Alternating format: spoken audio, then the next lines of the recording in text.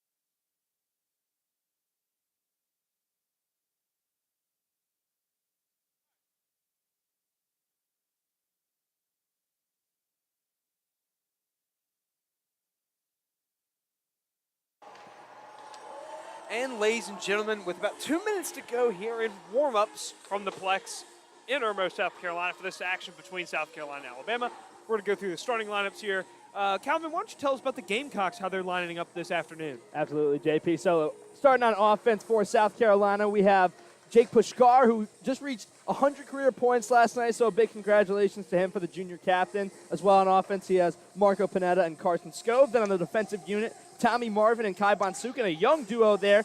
Tommy Marvin being a sophomore and Kai Bonsukin being a freshman. And then in net, we have Zach Hayes giving Tyler Tamoyan some rest after a clean sheet last night. Hayes with a nice .865 save percentage on the season. Yeah, Hayes has looked, he's had some very different games. He's looked really good, and then he's had some struggles like against NC State. So I'm going to be interested to see which kind of version we get today, as having him as someone you can turn to give Tamoyan rest is going to be huge in keeping him well rested for the College Hockey South Tournament as well as Nationals. But like you mentioned, that young D-man pairing, Tommy Marvin added at least a couple more assists last night. He's been one of the best in College Hockey South at that. Meanwhile, for the Crimson Tide, they're lining up with President Austin Fink on the blue line as well. With Louis DeCola, the junior from Downingtown, Pennsylvania. We saw a lot of DeCola last night in the combat arena, I guess we could call it, with so many fights. Then starting your forwards for the Crimson Tide, it's Luke Richards, the sophomore winger from Toronto. The alternate captain, Calvin Mansfield, number 15, the junior from Danvers, Massachusetts. And then Max Sextro, the junior forward from LaGrange, Georgia.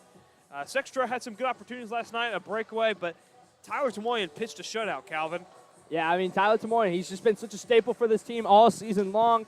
He's proven himself time and time again to be such a reliable factor on this team, and a well-deserved clean sheet last night for this squad.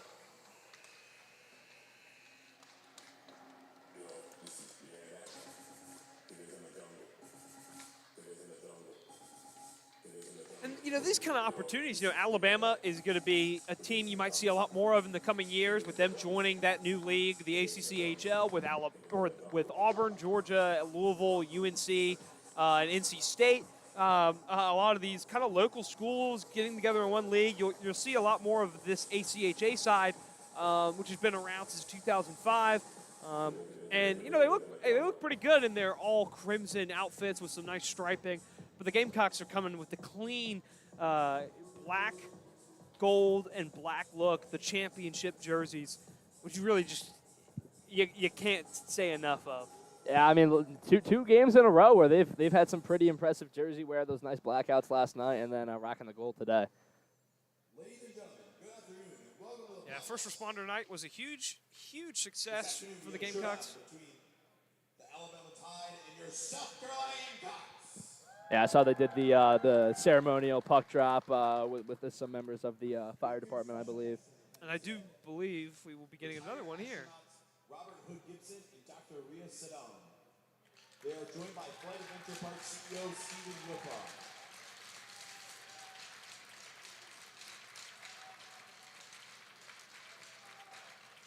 Hood Gibson commanded 4 of the 5 space shuttle missions on which he flew, including the first Akima shuttle with the Russian space station Mir. Saddam was the first woman to fly on a NASA space shuttle. She was also the first woman interviewed for NASA's 1978 astronaut training class. They will be signing autographs and taking pictures until 6 p.m. today. Well, in case you couldn't hear that at home, today's ceremonial puck drop is honoring an honest-to-God astronaut. I was not expecting that, but that's really cool. He's made, he said 3 of the 5 space shuttle missions. And what a cool spectacle for the Plex this weekend with First Responder Night last night and now this, as it'll be Pushkar and Sextro. I think that one's won by Pushkar. But what a cool moment, Calvin. Yeah, that is really awesome to see, getting the recognition that they deserve with that puck drop right there. And just two ceremonial puck drops in a row. We're honoring some people that absolutely deserve it, have done some incredible work in their time, and getting some recognition here at the Plex.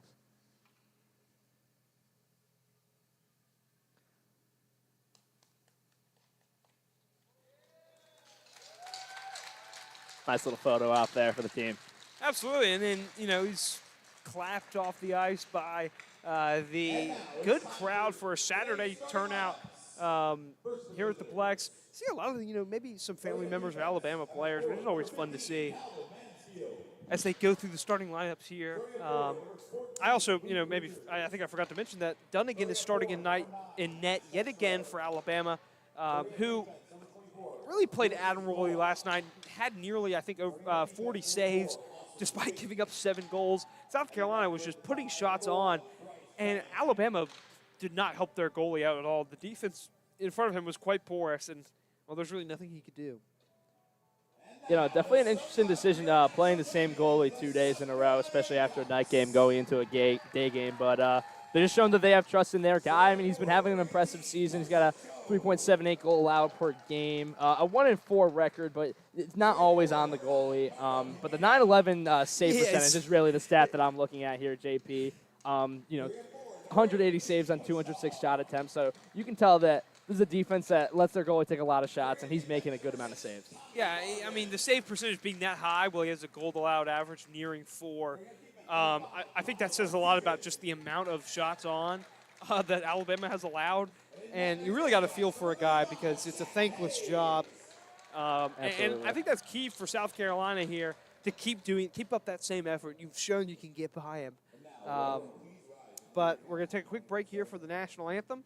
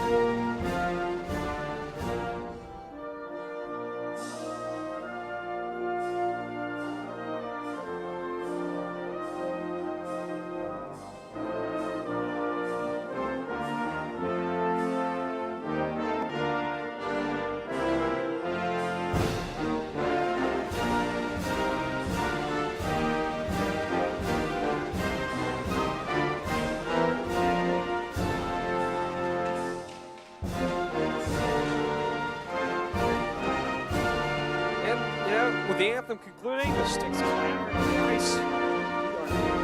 What we hope is a much more clean and friendly outing of hockey than we saw last night with so many scrums, you could hardly even count it. Multiple instances of 3-on-3 hockey due to penalties. Calvin, it felt about as long as it actually ended up being. It was nearly like a 4-hour hockey game at the end of all of it. Yeah, I'm sure you felt every minute of that one, JP. But I mentioned this a little bit in the pregame show. Especially after a game like that, an emotional victory, a hard-fought win with so much physicality in it. I'm expecting this game to be a lot less intense. The teams are tired. Any time you're playing a back-to-back game, a night game into an afternoon game the day after, you're going to be a bit beat up. But especially after the game that you guys experienced last night and this team experienced and played, it's going to be a sloppier day of hockey because they're definitely pretty beat up, haven't had a lot of time to recover. Absolutely, as Pushkar will win the faceoff away from Mansfield, and the Gamecocks will start working it in. Pineda puts it off to Pushkar, and will carry it into the Alabama zone. Moves it around to Pineda. They'll cycle that one around the board. Marvin gets to it. Working in, shoots wide of the net. It'll deflect up and out of play, and we'll have our first stoppage of action just 20 seconds in. As the stat sheet shows us, JP, to beat Alabama, you have to put a lot of shots up, and South Carolina already getting out to that early. Putting up a good shot there, just hits a little wide of the net and out of play. And something that was big for South Carolina last night, they were able to really dominate the faceoff dot. Alabama, I don't think, had more than 1 or 2 sustained stays in the South Carolina zone. It came off the faceoff. They're off the faceoff, South Carolina. It's Kai Bonsukin, I believe, getting a nice opportunity. And now they'll work it down. Cycling through is Marvin. He drops it off for Skov. Skov, cross-ice pass, finds no one. Pushkar whiffs on that pass. They'll move it back behind the net. Getting to it is John Schwepp for Alabama, but Bonsukin keeps it in. Schwepp can't play it down. They'll play it down behind the boards. And they're just going to keep it down in that corner. Cross-ice pass. South Carolina still moving it around. Bonsukin gets to it. Moves it over to Marvin, but Alabama chips it up into their own bench as the Gamecocks were going for a little bit of a change in personnel. So now both teams will go for a change, and face-off will come outside the Alabama zone. South Carolina's coming out fast and ready to play. You can see it already, a shot on goal and a few other scoring opportunities. Some good looks there, just a little sloppy with the passes right now. They clean that up. I think they can get to the net within the next few minutes. Absolutely, as John Riggins wins that face-off for Carolina, but a turnover in the neutral zone has Alabama coming the other way. Puck back behind Zach Hayes. Riccitelli tries to get to it. Batted down by Alabama. And they'll call a hand pass. So face-off will come outside of the Carolina zone. Yeah, that's textbook right there. Oh, ref takes a tumble on the other far side. But yeah, I mean, that's a textbook hand pass right there. Good call by the official. Yep, and, you know, in that attack was Luke Richards, was really making himself known, the sophomore winger from Toronto. But this face-off will come outside, and John Riggins wins it back again. They try to play it up to Riggins, but it's a little bit wide, and Alabama now with Richards dumps it in. George Clavin getting to it for South Carolina. Colin Reed with it. He'll carry it into the zone. Reed tries for a pass. He gets flattened. Enzo Finelli gets to it. Played behind the boards, but it's going to be Mansfield for Alabama. And now the Tide trying to get out. Richards trying to collect a pass, but Clavin cuts him off. Clavin puts it up to Riggins. But Richards, harassing South Carolina, is keeping the puck all the way back in their own end. And he's going to come away with it behind the net. He's jarred loose, and now Clavin's going to collect it for South Carolina, try to clear. Zent gets to it, ties up Lockin. DeCola now has it on the blue line, tries for a pass, and it jumps the stick of Shuley. Tommy Lockin, spinning dump pass into the Alabama zone, and South Carolina will go for a change. And the Crimson Tide looking to get out and running. Winklebleck, who had his hands all over last night's victory, but didn't find the score sheet, with a nice defensive play there. Alabama's having a reset. Now they're carrying it up and out. It's Tyler Zent. Zent drops for Ellis. Ellis shoots wide. Collected by Aiden Dunphy, the first goal scorer for Carolina last night. And that one is chipped up and out of play off the stick of Josh Wilkins around center ice. That was a really nice play there by Ellis on Alabama, coming in, being an open option for his guy in front of the net, and got a nice shot, just hit a little bit wide of the net, but I really like he was trying to hit that top left corner, and it was there if he was able to knock it through.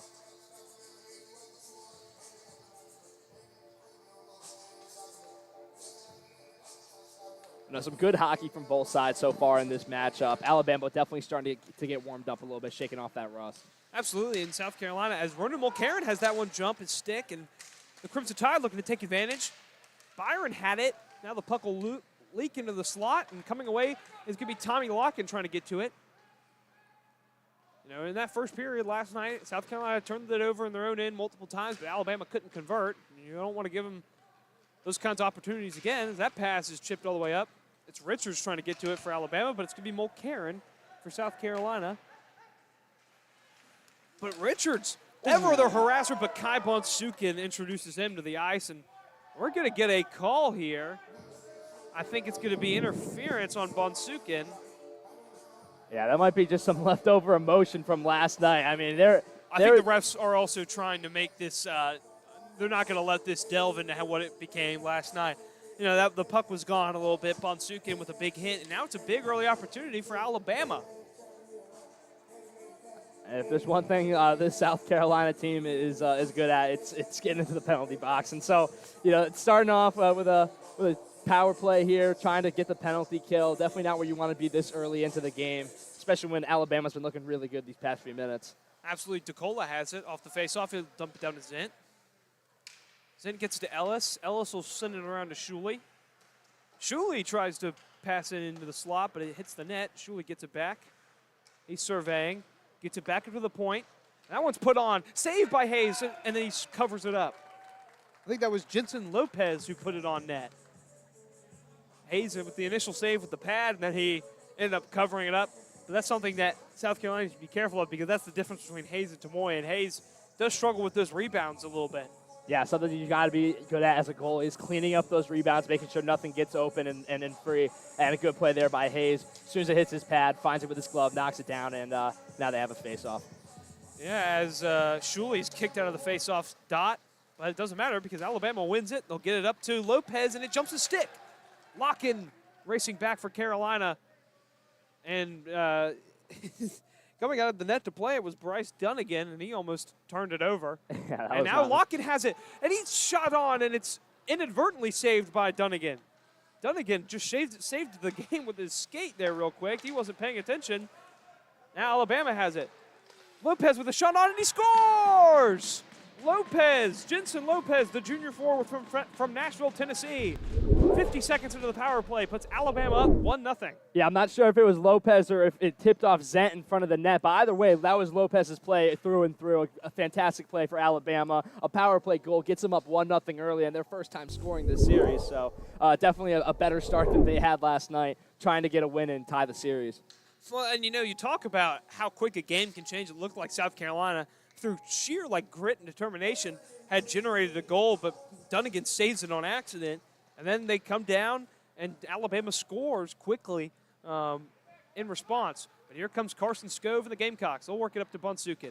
Bonsukin puts it on net, and they got a deflection, but it went over the net. Alabama looking to collect, but it's still South Carolina possessing the puck. They get it up to the blue line for Marvin. Marvin sends it around the boards. Austin Fink collects it for Alabama, but he can't clear it. It's Pineda. Pineda to Scove, and it's blocked down. Really nice defensive play for Alabama there, just cleaning up an open man and not let him get a good shot off. That shot attempt goes above the net. Bonsukin gets to it for South Carolina, but Alabama's able to clear it up the boards. They've got a 2-on-1 developing. It's Richards. Richards moving on. Richards tries for the cross-ice pass, but he can't quite get a stick on it. Hayes will cover it up, and Richards and Tommy Marvin exchanging some words, but no fists so far. So far. I couldn't quite tell who that was with him on the breakaway, who he tried to get the pass to.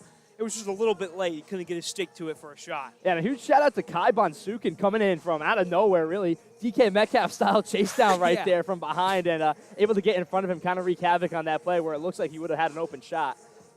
I almost think Richards maybe should have taken that on his own because he's really been the only one for Alabama. And here comes South Carolina off the face-off. Enzo Finelli trying to cause some chaos. Crimson Tide trying to dump it on in. And they've got it in the neutral zone. They still have to tag up. Tyler Zent was offside, and so South Carolina will get to it. They move it up to John Riggins, and John Riggins is on the attack. Riggins moving left side. He's skating it on down. It hit an official, and he can't quite control it behind the net. So the Crimson Tide will get to it. They're moving it out. Tyler Zent will just dump it on down, and they'll go for a change. Luke Ellis gets to it for Alabama. He's wrestling with Ronan Mulcairn in the corner. Mulcairn will try to come away with it and clear it, but he can't. Alabama keeps it in. Mansfield knocks it on down. John Riggins gets to it for Carolina.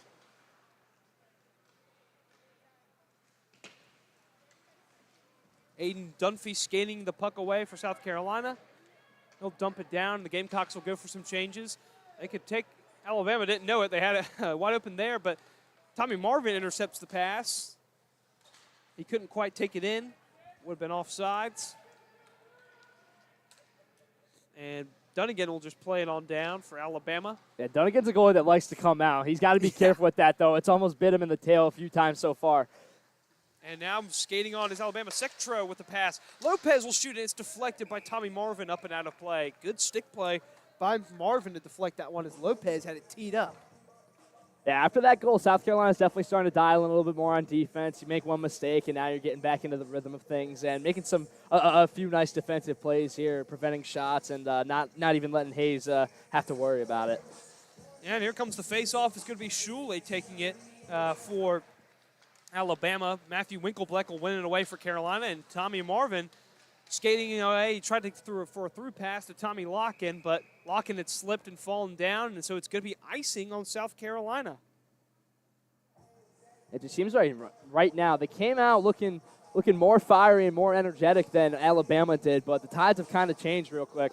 And South Carolina's really got to get their act together soon because Alabama's got a lot of momentum right now, and if they're not careful, this game can start to turn into a flipped script from last night.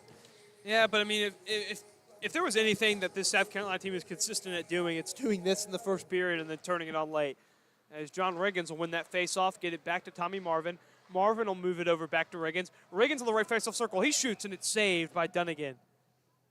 Dunnigan with a nice glove save there. Yeah, no, he was down in the butterfly, and he honestly, he was leaving a good amount of net open there. He's kind of pushed back, but shot right at the center of him, and nice glove save for Dunnigan. This face-off is won back by Carolina again. It's Tommy Marvin looking now. He'll pass it on down to Riggins. Riggins gets it down. Tried for a pass over to Pineda, and he couldn't quite get it to him. Yeah, that could have been real pretty. Marvin working it down now. He's surveying. Cross-ice pass to Pineda, back up to Riggins.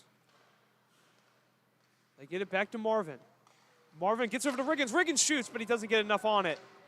Colin Reed trying to get it behind the net. Here comes South Carolina. It's Jake Pushkar. He's got another chance. And no goal. Dunnigan with the save. At least 3 subsequent shot attempts from Pushkar, and none of them could beat Dunnigan. Yeah, huge tip of the cap to Dunnigan right there. Don't know how he saved it. A South Carolina man wrapping around in front, and he was able to just get over to the opposite side of the net. And a great, I think he stopped it with his glove and was able to finally cover it up after a few following shots there. And this faceoff is once again won by Carolina. They get it over to Riggins, who moves it over to Marvin. Marvin with the pass. Pushkar with the shot. He scores! Jake Pushkar, the one-timer from the faceoff circle, ties this one up at 1. Beautiful passing play by South Carolina. Those last 2 sequences there, they were doing everything right mentally, making the exact right decisions, just couldn't quite hit a few passes, but there they hit every single pass they needed to. Open man, open shot. Dunnigan did everything he could, try to get to the other side in time, just couldn't quite get there. And a fantastic goal there for Pushkar, making it a 1-1 game with 12:17 left in this first period. And the captain continues his hot scoring. He had 2 goals last night, and he adds another today. He's up to 13 goals on the season. That's the 101st point of his career. Absolutely, and now the Gamecocks come away with it. Winkleblack will try to move it up to Berman. Deflect off a stick, but here comes South Carolina. They're moving it down, and it's Servario Marcella. And Adam Feldman's tied up on the boards with it. They get it up to Mulcairn, but it jumps his stick a little bit.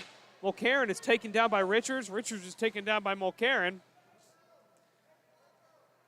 It looks like Ronan Mulcairn was asking for a penalty there, but didn't get one from the ref. He did not, and that one's moved up to Garrett Albers. Albers with a chance. Dunnigan will play it away. Alabama can't clear it. And they whiff on a couple chances, but Albers can't quite get a stick to it to keep it in. And now Mulcairn. Harassed by Richards again.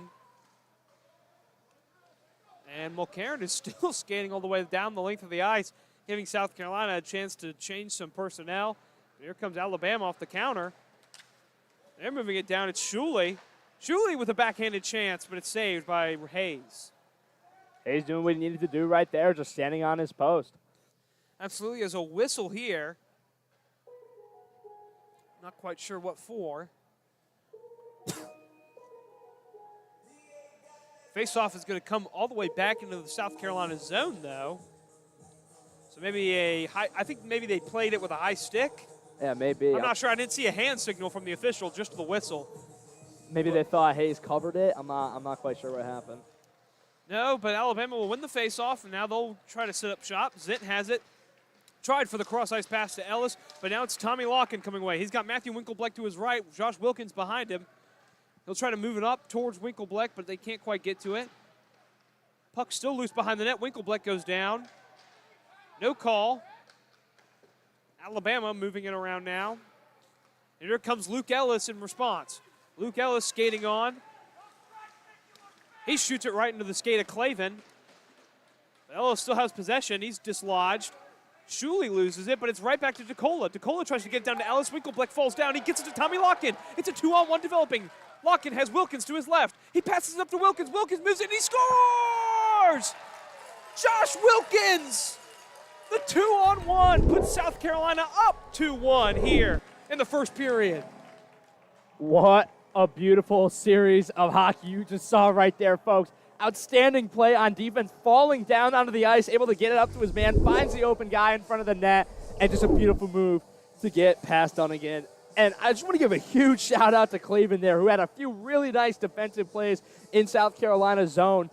He closed one off with his legs and then a few other blocks to prevent Alabama from getting an open shot, and all of those led to that beautiful scoring play that you just saw, folks. So huge shout out to Cleveland and a fantastic goal for the Gamecocks, taking a 2-1 lead. And what about the diving chance from Winklebleck to kind of get that one up the lock? And that was a true team effort that you love to see. With 10:13 remaining in the first period, we've been treated to a little bit of a barn burner here. Some nice free-flowing hockey as opposed to last night. And almost another chance there as Pushkar nearly got to it. There'll be no icing. Pushkar actually wins the race, but turns it over behind the net. Alabama trying to clear it now. They don't. It's Carson Scove. Scove puts it on. It's saved by Dunnigan with the glove. Really nice sweeping glove save there by Dunnigan, kind of reaching across his body and getting a hold of that one. He did the ShamWow wash on, wash off there with, with his glove. Yeah, no, I remember when I used to play goalie, I'd do a drill where I'd throw a tennis ball to myself, just getting used to getting getting a grasp on it and being able to track the puck. And so I'm sure if he did a similar drill, that was very helpful on that play. Yeah, as this face-off is won by Carolina, it's Carson Scove with it. That one was a shot from the goal line from Pushkar. Pushkar with a spinning chance, tries to get to Scove. He can't. Now Alabama's got it, and they're off and running. It's Luke Ellis. Ellis gets it over to Shuley, but it's dislodged by Tommy Marvin. Played away by Zach Hayes. They get it back up to Shuley. Shuley's hit from behind. Shuley still has possession. He gets down to the goal line. And Alabama will survey. They'll get it up to Sweep. Sweep moves it over. That one is a wide shot. South Carolina gets to it. They'll chip it on up. Molenpaw is trying to get it back, and Carson Scove is harassing him, and South Carolina forces the turnover. Luke Ellis gets to the loose puck, but it's played back to Kai Bonsukin. Bonsukin with a shot. It's saved by Dunnigan. Just stabbed that one out of the air. Dunnigan looks good so far. A few sloppy plays here and there, but both the goals really were not his fault. Just open guys in front of the net that the Alabama defense couldn't get to, and great shots. So he's definitely saved a few nice shots as well, but those two goals I would not put on Dunnigan at all. He's having a nice game so far. You saw it right there with that save. And John Riggins wins that faceoff back to Mulcairn. Mulcairn puts one on wide of the net. Getting to it is Jensen Lopez. Lopez tries to play it up to Sextro. It was a little bit behind him. Mulcairn gets to it. I don't know if that hit his stick. It might be icing, and it will be. So icing on Carolina will bring this one all the way back into the Carolina zone. As you mentioned, JP, face-offs have definitely been a big factor, where they were a big factor of the matchup last night, and definitely today as well. A lot of the scoring opportunities have come off the face-off. Alabama showing some improvement in that area. Absolutely. You know, that's been one of my biggest takeaways. Alabama has been much better on the face-offs. And as I say that, it's won back by Carolina, but Sextro is being a pass behind the net, and he actually forces a turnover. That pass finds no one. It's kept in. Pad saved by Hayes will deflect it up and out of play. Yeah, it didn't even look like anyone really won that faceoff. It just kind of skated through everybody. It went behind the net. So a scoring opportunity there for Alabama, but Zach Hayes with a nice save. He's having a solid day so far as well. Only one goal out, and a good defensive unit there for South Carolina. Absolutely, and it's been a real action-packed afternoon so far. Just over 8 minutes to go here in the first period, as that one's a loose play, and it's John Riggins coming away with it. Riggins is moving in. He's got Reed to his right. He puts it on for Reed, but just a little too out in front. Reed still has it, though. John Riggins gets back to it. Riggins has it behind the net. He tries to play it out in front. Now Alabama has it. Luke Ellis will try to clear it. He can't. Ronan Mulcairn with a big hit. But here comes Alabama now. Tyler Zint with a nice move. Zint moves it over to Sweep. Sweep backhanded chance. Pad saved by Hayes. No follow-up for Alabama. DeCola shoots on. It's saved by Hayes with the glove. Really nice play there by Aiden Dunphy. The net was wide open. Hayes came out and left it very, very open for Alabama, but Dunphy able to get in front and prevent a shot opportunity, and a nice save there by Hayes once he was able to get back into the crease. Yeah, South Carolina has definitely benefited, I think, from just a couple things being just out of reach for Alabama. As that face-off is won by the Crimson Tide. They'll get it up to the blue line for Sweep. Sweep puts it on, and it's deflected, and Hayes will cover it up. Just barely, but he did. Yeah, I mean, that puck was not exactly covered up. The refs just couldn't see it. They're supposed to whistle it dead, so they did. Yeah. But that's just what you got to do, man. Just Richards was closing fast. Get just enough on it that the ref can blow the whistle. And Richards tried to win that back to himself. He couldn't. Mansfield collects it on the boards. He'll get it up to Sweep. Sweep moves it over. Fink puts it on, and it's deflected out in front. They still have it. They shoot and score! Sextro has it for Alabama. A 2-2 game now off the stick of the junior from LaGrange, Georgia. Yeah, it looked like Hayes was definitely getting interfered with in front of the net, but I think it was from the Gamecocks kind of pushing Alabama players into him, so he couldn't really get a good view of that one. And an open shot, a great goal there for the Crimson Tide. They tie this thing up with 7:34 left in the first period. And, yeah, I mean, we're in for a good matchup today, JP. It's been really entertaining so far. Yeah, and that was another rebound chance. It was shot into Hayes and kind of it bounced off right onto the stick of Sextro, and he just rifled it home. I don't think Hayes knew where it was at all. Like you said, there were a lot of bodies right in front of him in the crease. South Carolina didn't protest very much. And here comes Lopez. Lopez shoots it out in front, but Zint couldn't get to it. Now Bonsukin off to the races. He's tied up, loses it.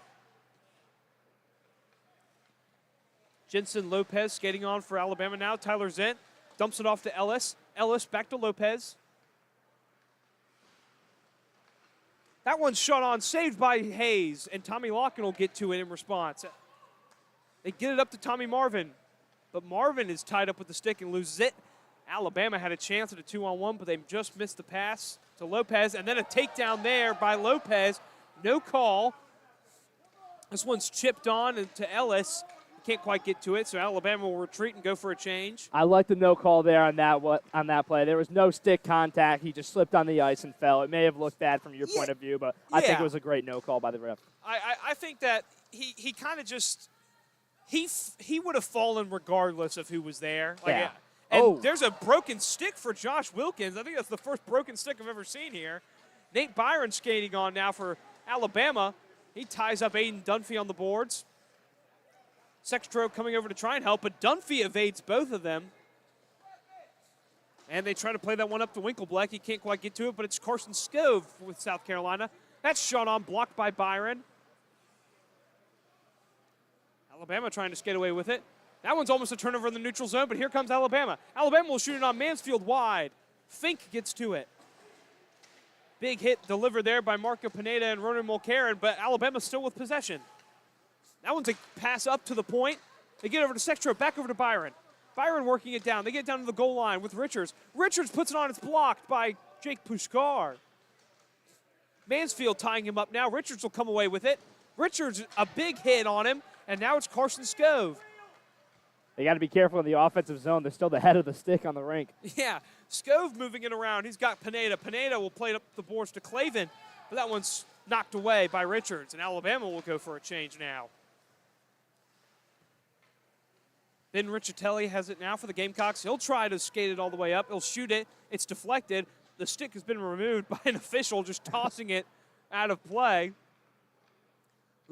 I think that's Luke Ellis with that one for Alabama. And they'll get it on up. It's John Sweep. Sweep, it's chipped in, and it will be covered up by Zach Hayes with 4:53 remaining here in the first. Yeah, he took a second, wanted to see if he could make a play out of it, but there's a Crimson Tide member coming, skating in, and so he decided to cover that one up. A good play there for Hayes. Better staying safe in front than of him. sorry. Exactly. You know, you never want to make any risky plays, especially this early on in the game that could lead to a goal. Much rather a deep face-off than a potential scoring opportunity.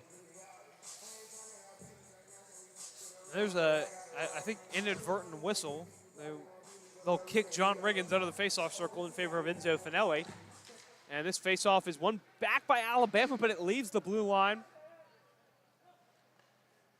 I mean, that's just such a momentum killer. You think you're about to have a nice scoring opportunity, and then it just leaks its way out of the zone. And now Ben Riccitelli gets to it. Played up to Finelli, who's got it to Riggins, but it's, nice stick play by Alabama in the defensive zone. They've really disrupted some of this puck carrying from South Carolina, as Schweep has it now, moving around. A penalty coming up. I think it's going to be hooking on South Carolina. I couldn't quite tell who the delayed penalty was on. Yeah, it looks like Colin Reed's heading to the penalty box. Yeah, one of the more penalized players. I mean, everyone on South Carolina really is, but South Carolina leads College Hockey South in penalty minutes, and Colin Reed will go to the boxes. Alabama's going to look to take the lead here once again with a 2-minute power play. Well, their first power play worked out perfectly for them. They scored in that first minute, and a big opportunity here to take a 1-goal lead with a few minutes left in the first period. Alabama's absolutely going to do their best to take advantage of this. Yep, and the puck is back behind the net, but Alabama has it. They get up to Fink at the blue line. He'll get it down to Shuley. Shuley surveying. Shuley shoots it on. Hayes with the initial save. The puck is still loose out in front, and they're going to call a hand pass on Alabama. That's the second time this game. I think it actually might be the same player. But yeah, no, unfortunate play there. He was trying to knock it down with his hand and get it to his feet or get to his stick, and it just went to his teammate. So that very well could have been a scoring opportunity for Bama, and now they'll have to retry. And Shuley unable to win the face-off, but Sextro gets to it off the stick of Bonsukin. But Bonsukin being an excellent pass there on the penalty kill. Sextro finally gets it. He'll play around the boards to Fink. Fink gets hit big by Connor Berman. Almost loses the puck. Mansfield to play it down to Sextro. Sextro with the centering pass. They've got it. They shoot on. It's blocked by a diving Mulcairn. Now South Carolina has it behind the net. Connor Berman trying to get away. Bonsukin will just try to rifle that one around the boards, and it will go all the way down. Dunnigan's going to leave the crease and play it up to Fink as they'll look to take advantage of South Carolina going for some changes. Fink hit the brakes at center ice, and Carson Scove was able to tie him up. Scove wasting as much time as he can. He'll play it all the way back to Mulcairn, who knocks it all the way down, but Luke Ellis can't advance of it because Byron was offside for Alabama. 40 seconds left to go here on the power play. That one's sent all the way down. DeCola's going to get to it. And Alabama's really going to have one last shot here on the power play. DeCola moves it up to Richards. Richards with the nice move. Richards moving on. He surveys, gets it down. Byron's shot is saved by Hayes. 20 seconds to go on the power play. And this one's Carson Scove coming away. He's got a one-on-one. Scove moving down. Scove shoots. He scores! Carson Scove with the short-handed goal to put South Carolina up 3-2. that was a fantastic shot and a fantastic play there for South Carolina. Beautiful wrist shot right over the glove side of Dunnigan. He definitely wasn't ready for that one. Just a real fast breakaway there. And a short-handed goal, definitely going to be a big momentum boost for South Carolina with 2:32 left in the first period. But they still got 13 seconds left on this penalty kill, so hopefully they can kill this one. Absolutely. And that's just heartbreaking for Alabama because you had a good power play going really for most of it. But Carson Scove, his relentless effort, he's rewarded there with a goal against Dunnigan. Yeah, I mean, that was all Carson Scove. A fantastic play there. Deserved every ounce of that goal. And then John Riggins blows that one up, and he's got it behind the net. And the power play is officially over for Alabama, and now South Carolina has it.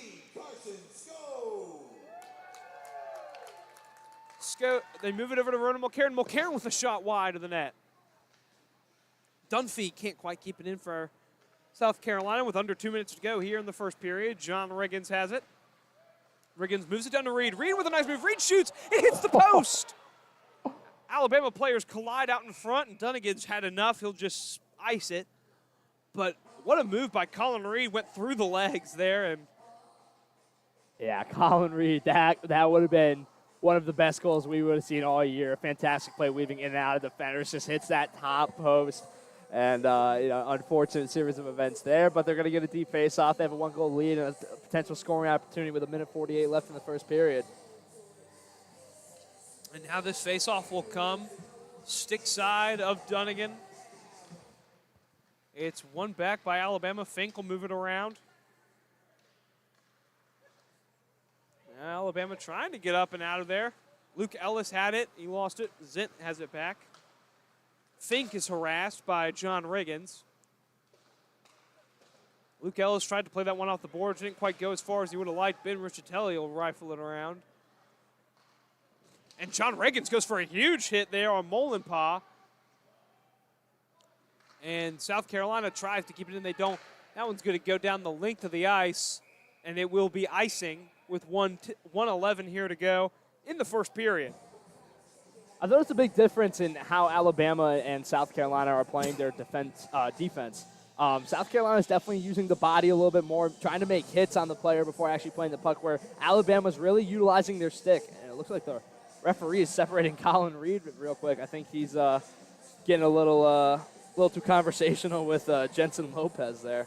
Well, I mean, those two guys were very familiar with each other last night. Now the officials are just kind of discussing it.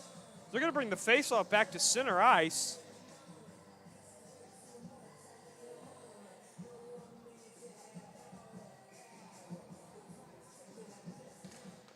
And it's won by South Carolina. Locking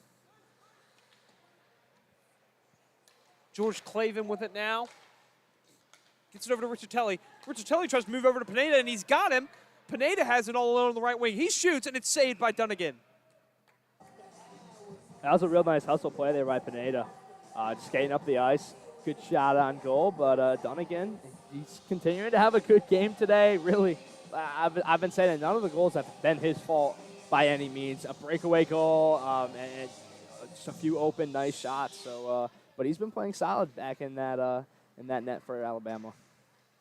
Absolutely, and now, South Carolina wanted a call there. Pineda was being attacked, but they'll hang on to it. They'll get it back to Pineda.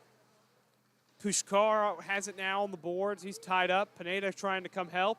Yeah, they're gonna have to try and move this quick with just over 30 seconds left in the period. Richitelli put that one on, but it was blocked by, I think, a South Carolina skater. Carson Scove moving now. Scove has it down. They'll dump it around. Back up to Clavin. Cross-ice pass. 20 seconds to go now. That one's moved off for Pushkar. Initial save. Follow-up chance saved again. Scove had a chance out in front, but Dunnigan got the pad to it. And then that one is sent up and out of play with 8.3 seconds remaining. South Carolina's going to make a push to try and get a shot off here. So many last-second goals we've seen all season long, and they're going to make an aggressive play here. If I were them, I would pull Hayes out of that back net with 8 seconds, just try and get a few shots on, but it does not look like they will be electing to make that decision.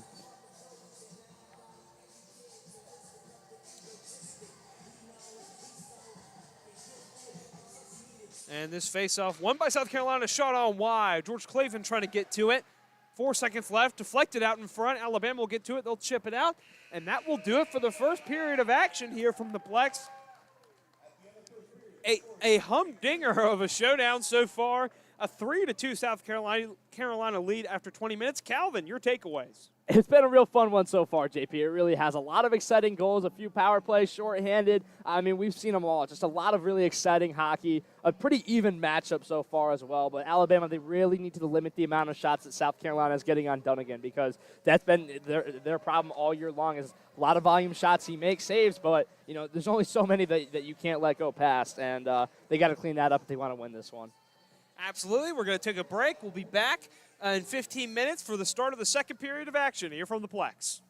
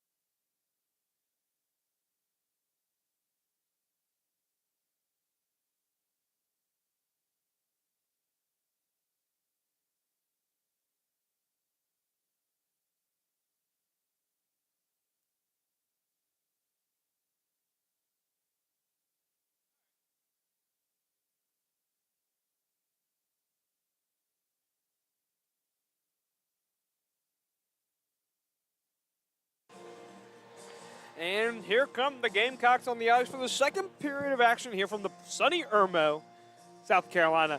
The host of today's game between South Carolina and Alabama. It's 3-2 South Carolina here as we enter the second period of action. Calvin, what do you think both teams look to improve upon in the locker room after the first period?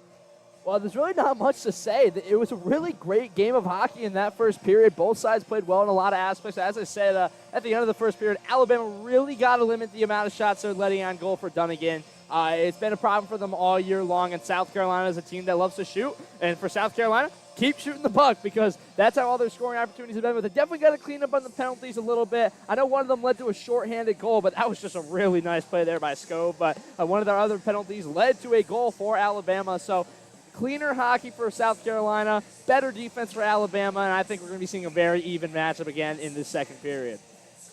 Absolutely, and here we go. Both teams circling around. Alabama's taking their spots. South Carolina getting to it. Moments away from puck drop. If you're just now joining us, it was a wild first period, like Calvin said, with lots of goals, lots of power plays, but no fights in the first period after last night's, what Spencer called it, 12 rounds with the champ. Yeah. But anyway, the champ wearing their national championship jerseys, South Carolina leads. But Alabama was able to keep that one in. Get down to Luke Ellis. But South Carolina is able to clear it. Alabama's offside. They have to tag up. You mentioned earlier, JP, I think the refs are really just trying to lock down, make sure what happened last night does not happen again today. Absolutely. As I just my entire body is working against me. I was just eating fruit snacks, actually. But, that's going to be icing and bring it all the way down. Live television, folks. Yeah, you know what? That's the worst thing that I ever do on a microphone, then so be it. That Yeah, face-off that face-off is won by Alabama. Richards gets to it. You could definitely do much worse. Alabama still trying to just get things set up. That one's out in front. They missed Sextro. Fink puts it on. South Carolina coming away with it, though. They'll get up to Marco Pineda, but it jumps his stick a little bit. Pineda still with it. And away comes Mansfield for Alabama. He's got Richards, but it just a sloppy pass. They had a Sextro Richards breakaway forming, but nothing doing. And not a lot going on so far in that first period. A little bit of back and forth action, just still trying to get back to the rhythm of things. And both teams kind of came out slow in the first period, so I expect for them to take a minute to get back into the groove. This face-off is won back by Carolina. George Clavin moves it up to Enzo Finelli, but it's picked off by Alabama, and then a Bama skater goes down. They're able to keep that one away. Mullenpaw trying to get to it, but George Clavin has it again for South Carolina. Now they're moving it on. They get over to Enzo Finelli. Finelli he moves on, and he scores! Enzo Finelli goes 5-hole, and Dunnigan can't believe it. Yeah, you can see Dunnigan beating himself up for that one. Really don't know how that stuck through. But a really nice goal there from Enzo Finelli.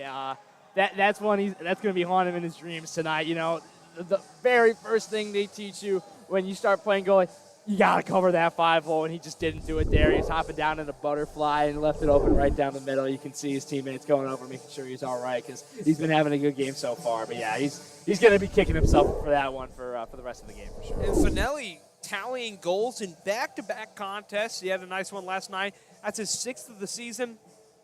And now South Carolina leads 4-2 as they're trying to get it up on the scoreboard. Yeah, Finelli, a player that not a lot of people talk about when they're talking about the top players on this team, but he's just been a sound member of this squad all season long. He's made great plays, and like you said, back-to-back games with a goal, and getting hotter as the season goes on is exactly what you want in your players. Absolutely, he's very talented. The scoring hasn't been what it was a year ago for the kid, but I mean, now Finelli's going to. It looked like he was shaking his head, skating off. Someone is skating off for Alabama, however. It's number 12, John Schwepp. I'm curious why. And I don't know. I think I think there was a little bit of a commotion behind the net after the goal by Finelli.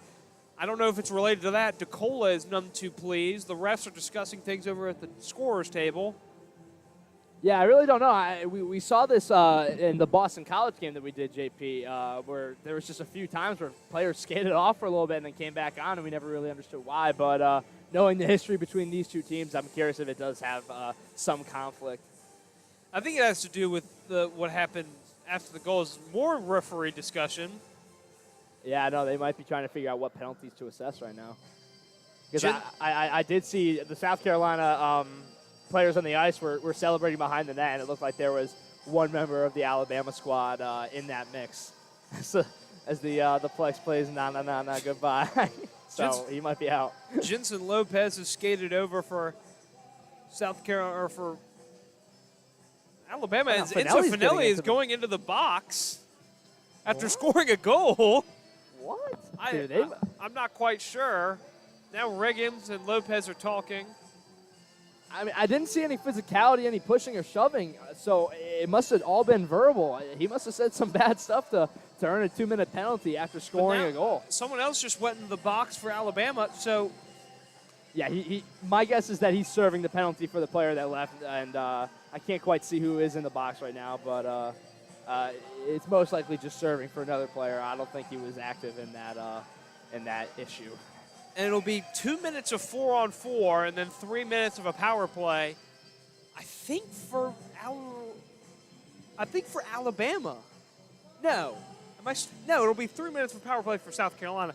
For some reason, sometimes I just can't read the scoreboard here. Well, it's weird because usually you'd have the home team on the right and the guest on the left, but the scoreboard here has it reversed. So, sometimes it takes a minute to. Well, we'll see in 2 minutes. Yeah.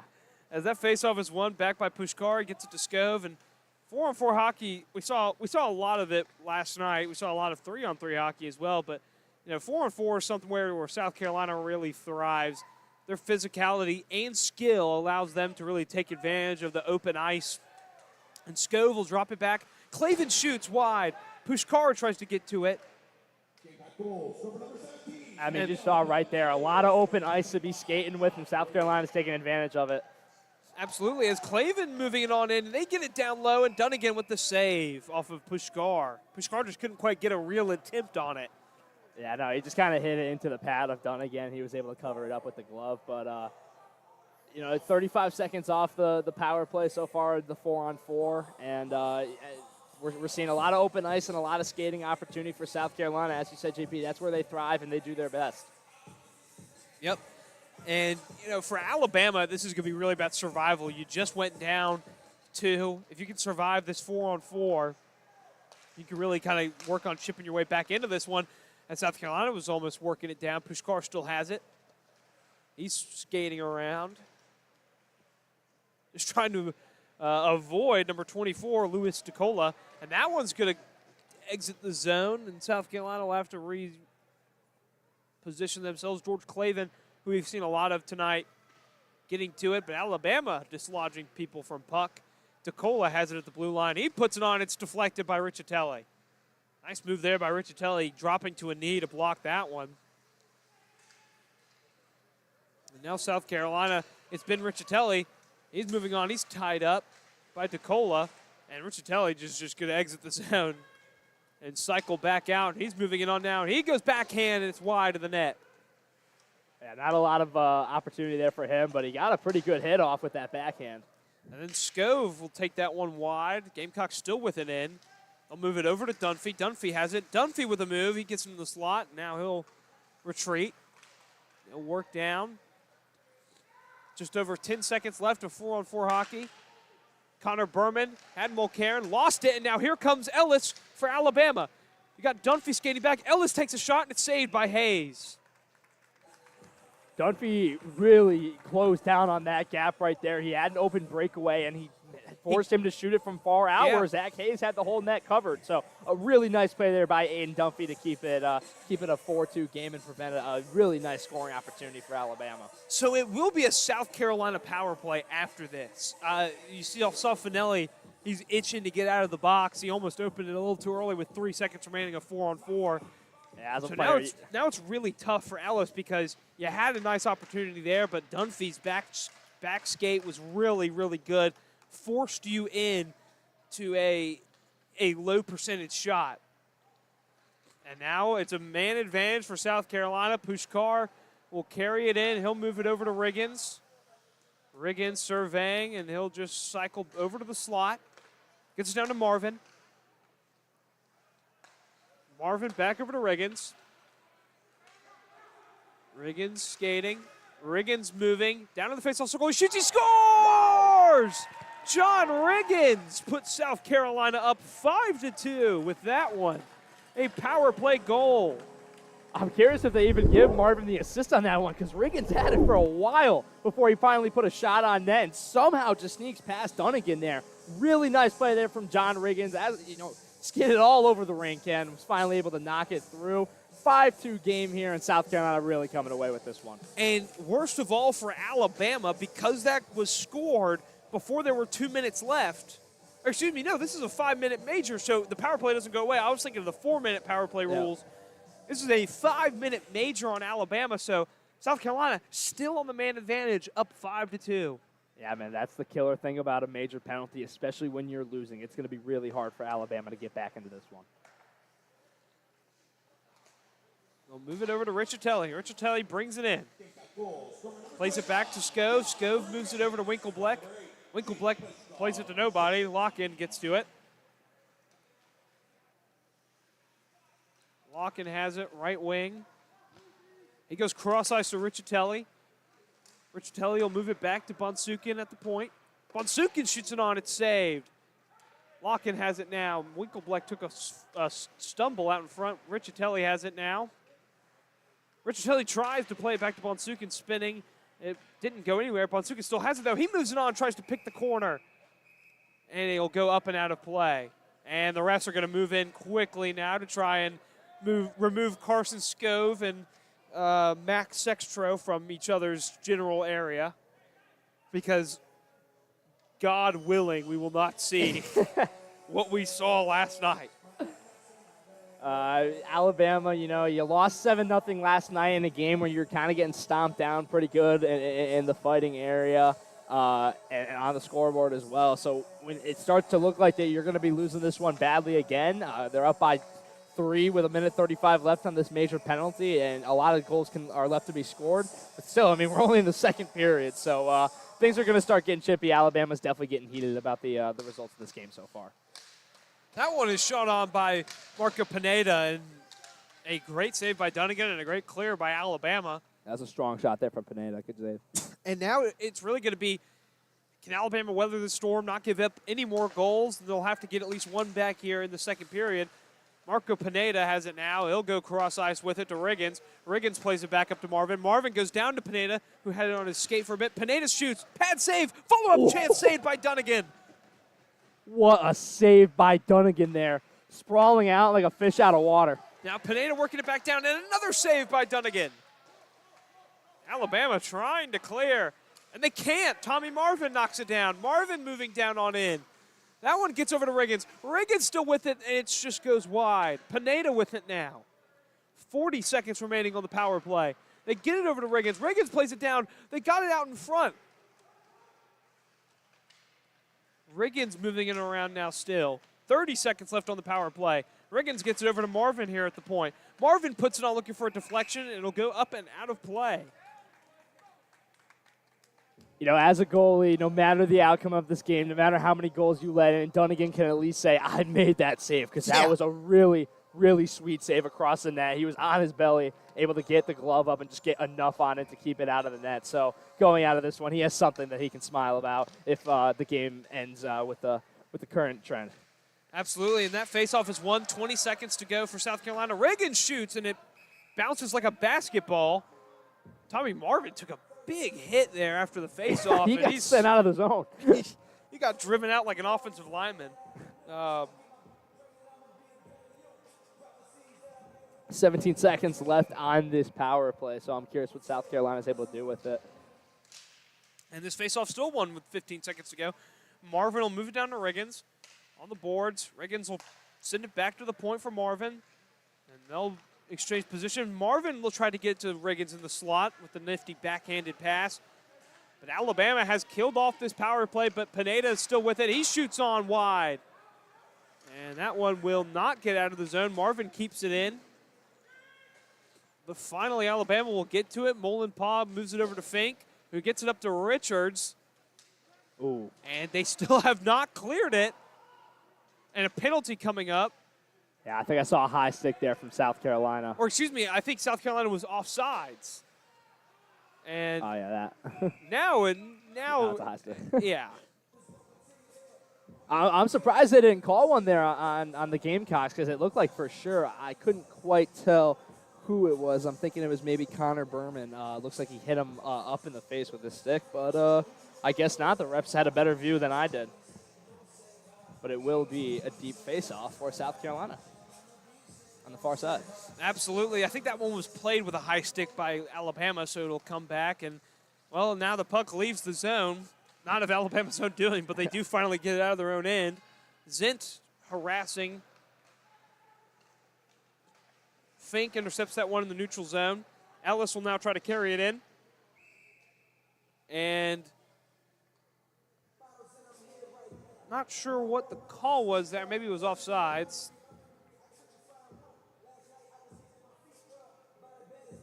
But the faceoff will come in the South Carolina zone, so it couldn't have been offsides. Maybe the puck got deflected out of play. I didn't even see it. Yeah, I'm not sure. And the faceoff is won by Alabama. Fink puts it on and saved by Hayes. Hayes has been really good with the glove today. He's made a lot of nice glove saves on both ends. And, even when he's reaching across himself, he's able to get that glove out. So I think that's definitely his bread and butter right there, his go-to when shots come his way. And Alabama still with it in the South Carolina zone. They're playing around. They shoot on, and it goes wide of the net. Mullen-Paw trying to get to it. And that one will be collected harmlessly by Hayes. It wasn't even a shot. It was more of like a weird, listless pass. But both teams are going to go for major changes of on-ice personnel. And it's kind of a good opportunity to talk about just how good South Carolina has played after a tough weekend a week ago where they lost both games to Georgia on the road. And I'm really impressed with their passing today, especially with in this second period. Their passing has been really impressive on offense, and a lot of great shots have come from good passing. And there was a nice opportunity for Alabama. Richards laced it on and it was saved by Hayes. So now Alabama trying to wrestle back some momentum, get themselves back into this one. I mean, that's all you can do when you're down by 3 after a major penalty. You just got to try and get back, get one into the net as quickly as possible, halt momentum for South Carolina, and try and rally back into this game. And now South Carolina is going to exit the zone with it. It's Tommy Locken moving on. He's going to try and part the Tide Sea, but he wasn't able to. Winklebleck has it now on the boards. Locken gets it back to Winklebleck. Winklebleck loses it. Mansfield chips that one up into the rafters. And Byron, Winklebleck has Byron's stick, and Byron's upset about it. Winklebleck wouldn't let it go. And now, I think they're going to put them both in the box. And now Tommy Locken takes a big shove from DeCola. Please don't. Come on, guys. We made it this far. Yeah, JP, get on the ice. You gotta stop this. Come on, no more nonsense. Byron and Winklebleck both going into the box for tomfoolery. We're gonna have some 4-on-4 hockey here. Yeah, I respect the officials' no-nonsense attitude after what we saw last night. I agree. You just don't want to let stuff like that go because, well, you see what it leads to. Yeah, it's fun on a Friday night fight night. The beer's a little bit cheaper. have a fun game environment. But on a Saturday afternoon, you just kind of want to watch some hockey. So not really looking for too much extracurriculars today. And the referees are doing a good job at keeping it intact. And that puck will leave the South Carolina's offensive zone, and the Gamecocks will have to race back to it.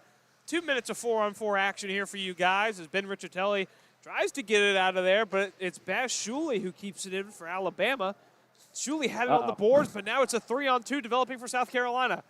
George Clavin skating on. He's going to dump it back for Wilkins. Wilkins moves it to Locken. Locken back to Wilkins, but it goes wide. They'll try to clear. Riccitelli keeps it in. They get down to Lock-in. Back up to Clavin.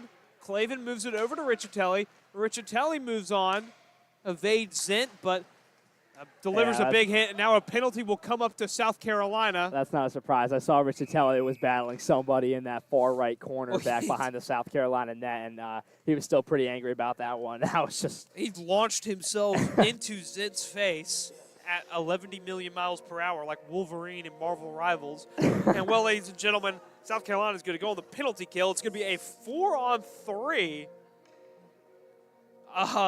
So maybe the most rare of special teams opportunities here for Alabama to score a 4-on-3. Yeah, you don't see a lot of 4-on-3, but it's not going to be for a whole minute, just under. But a good opportunity here for Alabama because it really will give you a lot of ice to skate with. Absolutely. It's one back by Alabama. Molenpaugh had it. Cross-ice pass, and Alabama is able to keep it in. They'll get it down to Sextro. He's surveying. They get it back up to Molenpaugh. Molenpaugh puts it on wide of the net. Clavin got to it for Carolina. Wasn't able to send it all the way around. Mansfield, they're not able to keep it in. It'll be offsides for Alabama. Offsides. That one was a tough play there for number 22, Chris Molenpaugh. He was just trying to keep it in. It skipped just over that blue line. I know, it was definitely close. If I'm South Carolina's coach right now, I'm telling the team, stop with these stupid penalties because you're winning by 3. Let them commit the penalties. Don't get involved with that. It's only going to hurt us because now they're on the man disadvantage right now, and a 4-on-3 because they're getting into stuff that they really don't need to be. The abrasiveness and the penalties, I think that's a feature, not a bug, unfortunately, for South Carolina this season. But Alabama is trying to keep it in out on the boards here. And coming away with it is Alabama. They got Lopez. Lopez toe drags, and it's blocked away. It's John Riggins going the other way with it. He's trying to get to it, and he is taken down by Lopez. Oh, you can't even argue that. Lopez is incensed. Austin Fink's coming over arguing. I really don't know why. There's no argument there. Such a clear tripping call. And it will be tripping as Lopez will go to the box. And, ladies and gentlemen, we will have the vaunted 3-on-3.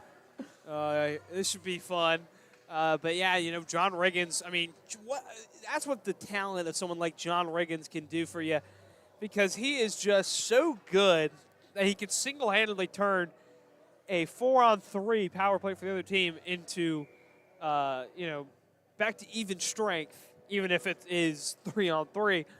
He gets that breakaway, and he's just, even if he doesn't score, he draws a call, and it's won by Pushkar. Reed has it now, absorbs the hit from Zent. And Zent trying to keep it alive. We have about 10 seconds left of 3-on-3. God only knows what will happen after that. Fink moving in. He shoots wide of the net. Kind of had some real estate there over the shoulder of Hayes, but nothing doing. Alabama just can't quite keep it in.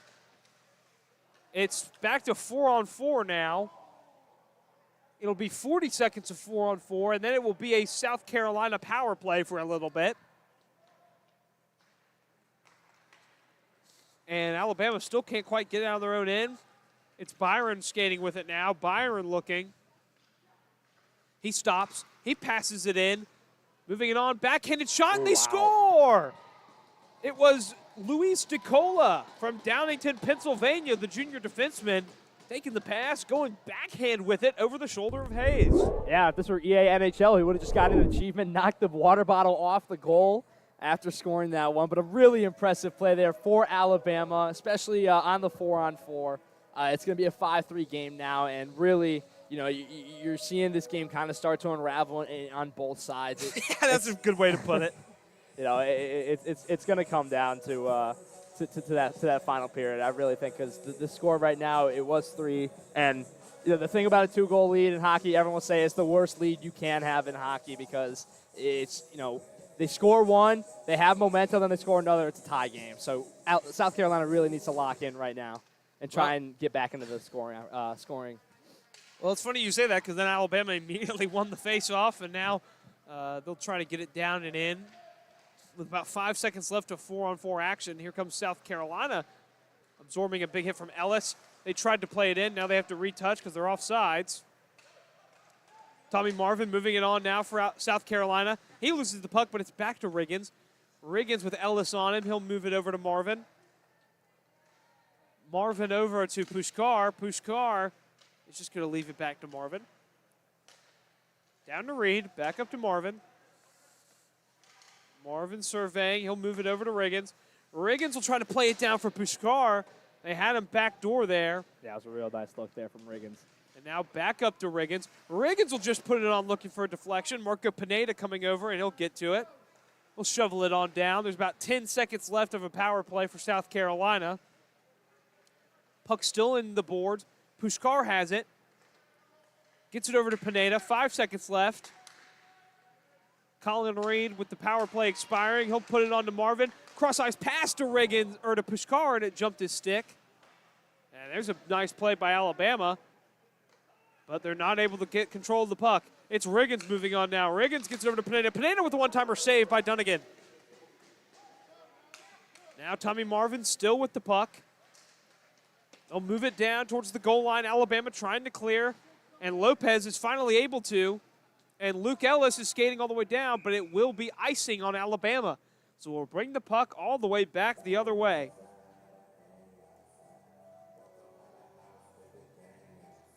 Yeah, no, it's been a really exciting game. It's been a lot of fun to watch from up here in the attic. But you know, you can definitely see Alabama starting to get a little bit more momentum to South Carolina, keeping tracks on that. I really like what I saw from Colin Reed there in that corner, fighting for that puck, and he really created a lot of those plays down there. So shout out to Colin Reed. Absolutely, and now Connor Berman can't quite win the faceoff. It's DeCola coming away with it for Alabama. Garrett Albers just able to not keep it in, and Lopez coming away with it for the Crimson Tide. He'll chip it into the Carolina zone, and the Crimson Tide will go for a line change. South Carolina trying to clear it. They do. Coming away with it is Berman. Berman moves it on, but Sextro intercepts it. And they'll play it back into the Carolina zone. Vernon Mulcairn had it. He dumped it behind the net. South Carolina still just surveying. A little under 7 minutes to go here in the second period of action. Aiden Dunphy almost lost the puck. Richards delivers a big hit. Nope. No, it will be a penalty coming up to Alabama. Yeah, you see Hayes rushing over towards the bench. They want that man advantage. And now South Carolina's going to move it on in. They're skating, and it's shot wide. Garrett Albers trying to collect it, but it'll be touched up by Alabama, and South Carolina's going to go back on the penalty, or go back on the power play after a cross-checking call on Alabama. Yeah, we want to keep an eye on Aiden Dunphy in this game because it looks like he took a rough hit there in that far end, and he skated to the bench looking somewhat unwell. So I think he's getting checked out right now on the South Carolina bench. Yeah, absolutely. Or it could, you know, maybe just an equipment. But And I'm not sure, but it definitely looked like he was a bit shaken up. But a big opportunity here for South Carolina to get back onto the score sheet. Up by 2 right now. I think the scoreboard's actually wrong. I don't think they ever added that Alabama goal. I think maybe the pixels are just busted. Or maybe, yeah. But this puck is lost, and Luke Ellis is going the other way, trying to outrace Kai Bonsukin. But Bonsukin takes down Ellis. I think Ellis took down Ellis. Yeah, I know. Alabama's players want to call, but I think Ellis just kind of tripped over his own feet. And now Richatelli has it moving up for South Carolina. They'll play it back to Bonsukin, and then shipped into the zone by Carson Scove. They get to Bonsukin on the boards. Scove keeps it in. Alabama is just harassing there. No call. And still nothing, just being able to be set up. Bonsukin will take a shot, and it's sniped out of the air by Dunnigan. And now the refs are just kind of racing in, making sure everything is okay. Yeah, you saw Mullen Pie and couldn't quite see who else on South Carolina. I think it was Tommy Locken in front of the net being rather physical. We're probably going to see a few more fights before this game is over, JP. It's trending towards that direction. And I think especially if South Carolina is able to add a few more onto the score sheet, it's going to get ugly before the night is over. Absolutely, and that face-off won away by South Carolina. Winklebleck, now it's over to Riccitelli, but that pass goes out of the zone, so South Carolina's going to have to retouch. Riccitelli goes cross-ice with it, but it takes a weird bounce. Scove just having to recollect. They'll move it down to Bonsukin. And Bonsukin gets it into Locken. Locken delivers a big hit to Byron, and a penalty coming up to South Carolina. Yeesh. For a high sticking coming up to South Carolina. So guess what, ladies and gentlemen? We're back to 4-on-4 hockey. I mean, we've been rather familiar with it the past few days, so. It'll be 50 seconds of 4-on-4 and then 1:10 for an Alabama power play. And the thing about this is no one can really take advantage of this because there's a whistle every couple minutes. Yeah. The game is just so disjointed right now because nobody can play hockey enough to really kind of get an advantage over the other. Yeah, I mean, that first period took around 40 minutes, if I timed it correctly. And, you know, that one was pretty clean for the most part. Just a lot of whistles. It's really slowing this game down. So neither team can really get some momentum going for them. And here comes Enzo Finelli skating the other way. He goes down, and it's going to be a penalty on Lopez. I think that one's pretty bad. I don't buy that one. That one, I mean, I don't think Lopez ever came into contact with Finelli in any meaningful way. I think now the whistle's getting a little crazy. You know, even if it helps out South Carolina, I don't know, man. I can understand from the Strike's perspective. Sometimes it just looks clear as day, like it's a trip. It looks like textbook right where you are. But from our point of view, it was pretty clear that there was never stick contact on Finelli. So an unfortunate call there for Alabama, a penalty that isn't very deserved. But for South Carolina, they're going to have a 4-on-3 opportunity for a little bit here. And more importantly, Alabama will never have the man advantage now after this initial penalty expires in 35 seconds. It'll be a normal 5-on-4 power play. That one's shot and it's scored! Kai Bonsukin.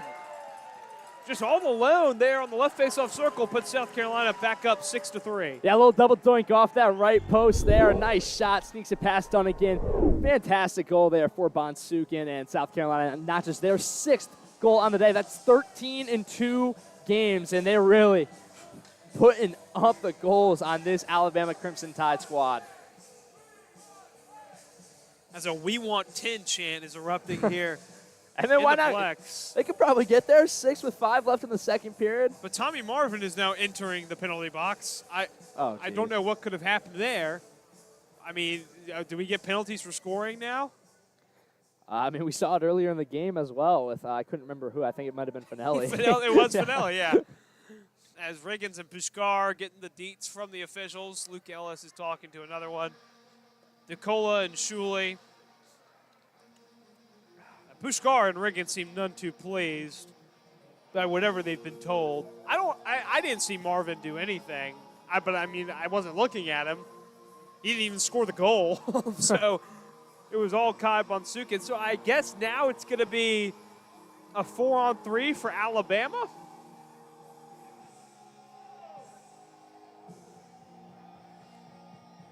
Well, I didn't think it was Marvin, but I definitely saw some contact. I think it was actually Nick Kai in front of the net with an Alabama player getting a little physical. I think they were chipping the stick a little bit, but I'm not sure. I don't think it was Tommy Marvin, so I really couldn't say for sure what this penalty is for.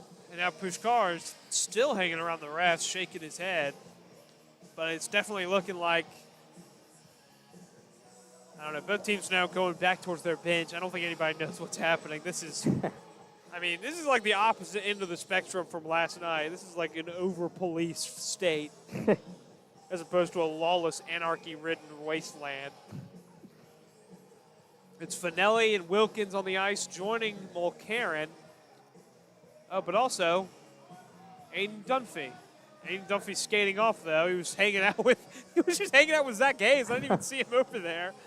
Dunphy skates off, so it will be 4-on-3 for Alabama. It's Byron, DeCola, Shuley, and I can't tell if that's 12 or 22. It's 92. It's Luke Ellis. I mean, wow, I was... It looks like, I mean, they got to be careful with the scoreboard, dude. They're going to run out of space to put the penalty minutes. Yeah, they only got 2 on each side. I'm just operating with what I see on the ice. It's a 4-on-3 power play for Alabama. And DeColo will just play that one around. I mean, what an opportunity now for Alabama to get back into this one after you went back down by 3 goals. Shuley puts a move on Wilkins. I mean, you never know. They can commit a penalty and it flips the script immediately. Of course. Luke Ellis trying to get that one on the boards. Keep it in. They do. They get it over to DeColo. DeColo loses it off his stick. Wilkins getting to it. And it's chipped up and out of play. Luke Ellis will collect it for Alabama. Luke Ellis hit the brakes. He's tied up on the boards. Shuley trying to get to it for Alabama. Still having a stick party in that corner. Absolutely. Wilkins trying to wrestle away. It'll be Finelli coming away with it. And now we have a whistle. Yeah. Yeah, no, I saw him fighting in that corner. Looks like Finelli and I couldn't quite see who for Alabama. I think it was I think Ellis. it's Ellis, yeah. I mean, It just got too physical. They got to try and keep some control right now. I understand. I'm just trying to think of how many skaters are going to be on the ice. Yeah. Okay, so right now, South Carolina has 3 men in the penalty box. Alabama has 2. I think it's going to stay a 4-on-3. I think these are going to be offset Gotcha. or matching penalties. So Yeah. Yeah, but I mean, you really got to start getting some self-control on both sides. Yeah, It's it's not the ref's fault that the players keep committing penalties. No, I mean, I think the refs have been 100% on every call today except for that one tripping call on Finelli. Just trying to keep it as clean a game as possible, but it's starting to get out of hand, and both sides really need to try and calm it down just so they can get out of here.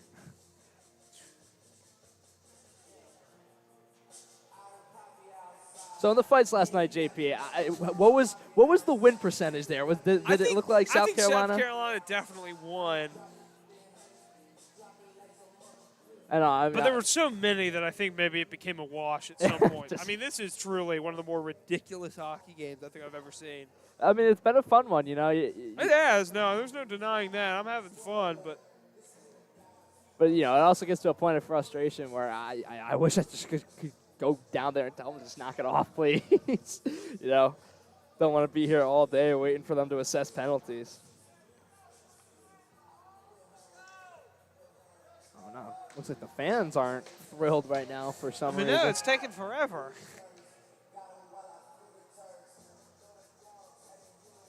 I mean, there's still 4:12 left in the second period, and then we got a whole 20 minutes left to go in the third.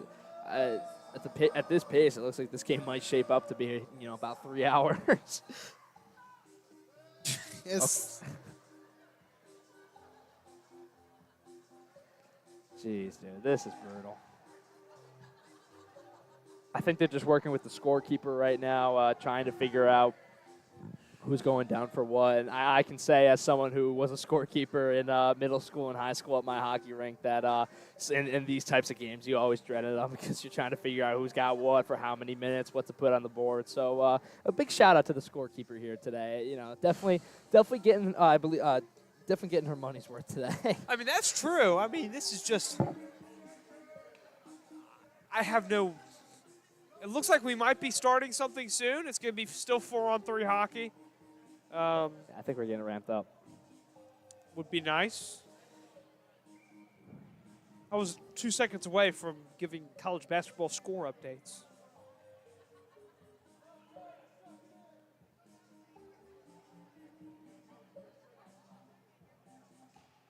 There we go. Finally underway. And like you said, we are underway. Alabama looking to keep it in. Try to get some momentum back after everyone was just standing around for a little bit, but nobody can really seem to get their legs under them. And even Dunnigan can't quite collect that one. Fink has it for Alabama, and that was almost a turnover. Carson Scove laid out for that one, but now it's a 3-on-2. Zint moves it over to Molenpaw. Molenpaw backhanded chance saved by Hayes. Honestly, unsung hero of this game has been Zach Hayes. He's been having a really solid game so far, only 3 goals allowed, and Alabama has been racking up the shots today. So quick shout-out to Zach Hayes. He's been having a great game. And, as you said, JP, we've seen ugly Zach Hayes and we've seen beautiful Zach Hayes, and today we're definitely seeing the better half of Zach Hayes and his ability. Absolutely, because Alabama has had some chances. As here's Fink with it, but he can't quite control it. Still with possession, but it's going to be a turnover, and South Carolina's going to shoot this one back the other way. There's 5 seconds left on something up there. I mean, we'll just see what happens when it happens. Yeah, looks like South Carolina is getting a skater. They are, so it's 4-on-4 hockey now, and that one's shot up and out of play by Mansfield, the alternate. Yeah, I mean, I think they still have 2 men in the penalty box. South Carolina has 3. Oh, yeah. Alabama has 2. But it's 4-on-4 hockey now. And there's so it's 4-on-4 right now. 2 of the people in the box headache. are for So 2 of the people. Let me try to explain this. 2 people in the box. They were fighting on. So okay. Oh no, I get it. Yeah. But I'm just I've never. I can't wrap my brain around it without my brain being a pretzel. Yeah, no, it's definitely been a lot. It's fun though. Yeah. That's what was the most important. If we were going to do something, I would hope it would be memorable, and I'll never forget this. So I think if I'm correct, in 18 seconds we'll go back to 5-on-5, and that 1:53 remaining on the penalty will be the 2 players who. Oh, now Alabama gets a skater. They do, but here comes South Carolina. That one shot up and out of play. Another whistle. Yes. But yeah, so now South Carolina is on the disadvantage. For 8 seconds, I'm pretty sure. And then we'll see what happens for a minute 45. There's a mystery minute 45 up there. Well, I think that's for the when they were fighting in the yeah. corner. Feels like forever ago, JP. But but the interesting thing is that you'd think they would have it on both boards. Yeah, I'm so not we'll sure. we'll just see. There's currently a 5-on-4 for Alabama, but now more whistles have come in. My guess is they only put it on the South Carolina side because there was no room. There was no room. And, they figure just put it on one. It's the same amount of time for each.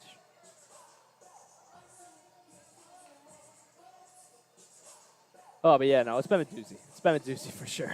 I mean, this is just, I've seen more standing around than hockey lately. I know. I mean, some of these games are slower where you're just kind of standing around. You get a little antsy, and so I feel like a part of that kind of factors into the aggressiveness when they do finally play, because so much of it is just standing around. They got all this pent-up energy. They just want to go out there and play. Now it looks like they are readjusting the penalty board, and the fans are voicing their issues with the officiating.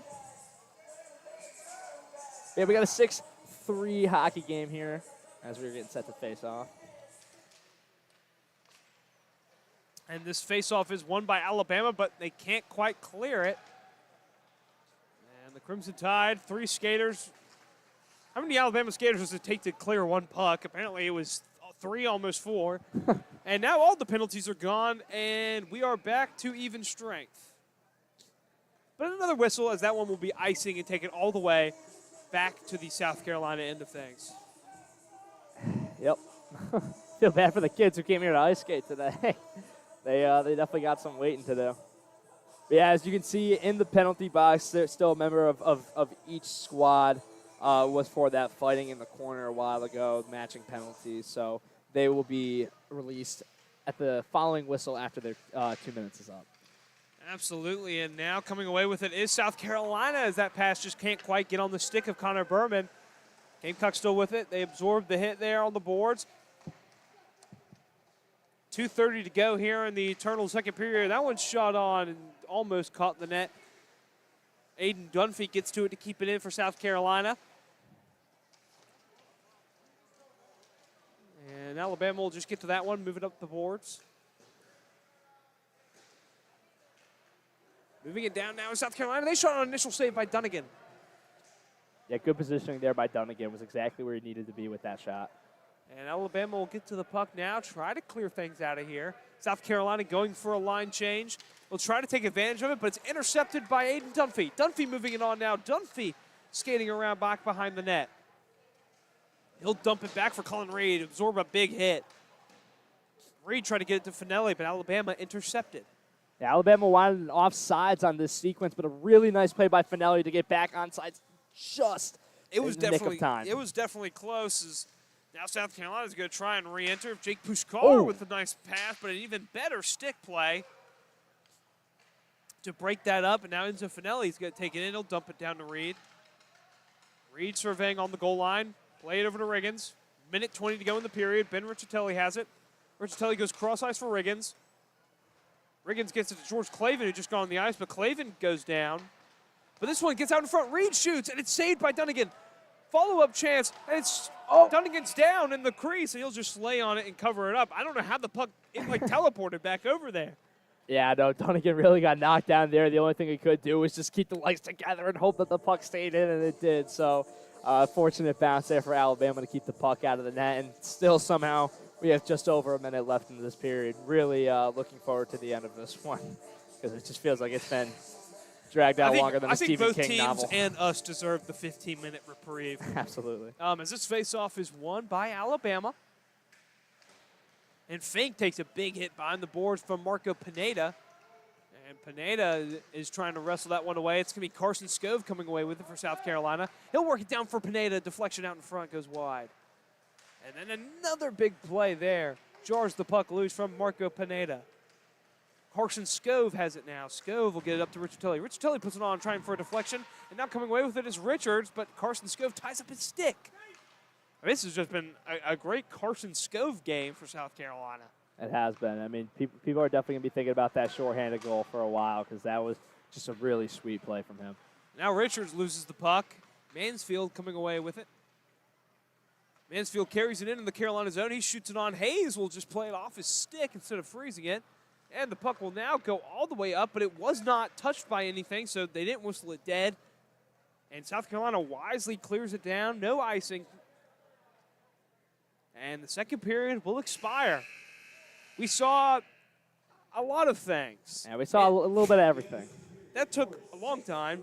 It was a good period for South Carolina as they now lead 6-3 after 40 minutes. We'll have a 15-minute break, and we will be back to you for the final period of action here from the Plex in 15 minutes.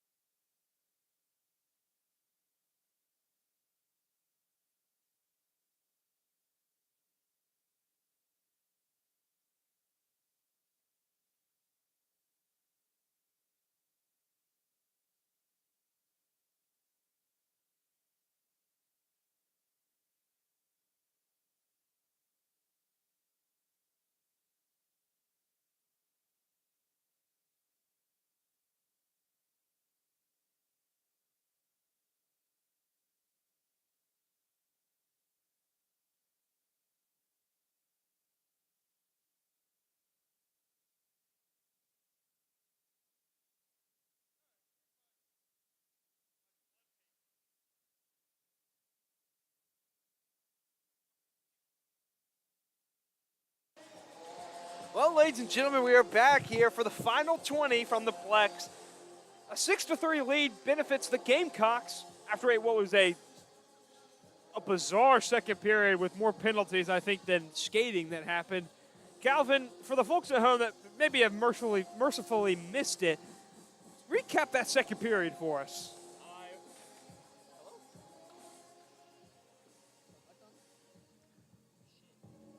Hello? There we go. All right, sorry about that, folks. But yeah, no, it was definitely it was eventful, to say the least, JP. A lot happened, a lot of penalties, definitely a lot of scoring, but really what we saw was just two teams that had a really solid first period kind of start to unravel a little bit and let emotions get the better of them. So I think they really got to try and do their best to keep that under wraps in this third period.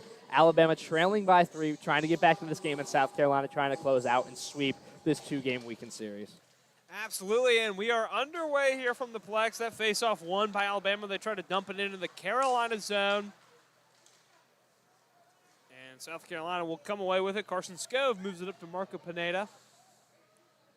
They get it down to Scove. Scove from the goal line, save Dunnigan. Alabama trying to clear now. Richards gets to it. Richards with a nice backhand, and then he takes a huge hit.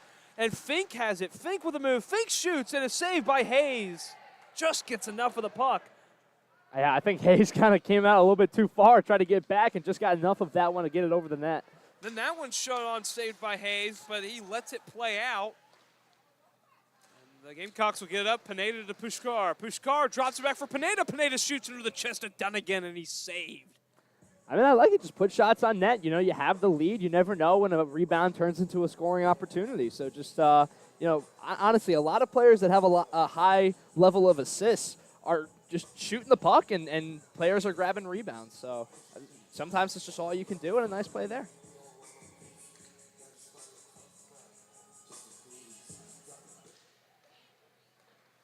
That face-off is won around the boards. Alabama, Zint tries to get it up and out. That one deflects almost into the crowd. It barely catches the top of the boards, and Clavin will try to play it back for Richard Talley behind the net. They get up to Cullen Reed. Shuley almost forced a turnover, and now Riggins trying to skate away with it. Nice play by Luis DeCola there. South Carolina's offsides. They'll bring that one. Looks like Riccitelli and can't quite say who else on Alabama getting into it a little bit in that corner. Yeah, I would prefer if they didn't, if they would just stop that. But Me too. This face-off will come outside the Alabama zone. On the ice for the Gamecocks, it's Ronan Mulcairn, Aiden Dunphy, Enzo Finelli, John Riggins, and Colin Reed. Face-off is won by John Riggins. And Alabama is just going to play that one down. It'll be frozen by Dunnigan. Yeah, I will say I respect Dunnigan's decision-making when it comes to when to play the puck and when to hold on to it. He's been really smart with that today. I especially liked it at the end of that second period when he decided to play one and keep the clock running with a few seconds left. You know, just for my own personal benefit. But, no, he's definitely a great decision-maker in a lot of ways. And Alabama not able to clear it. Mulcairn shoots that one up and wide of the net. Byron gets to that one on the boards. Alabama still unable to clear it. They'll chip that one up into the rafters, and it'll stay down here.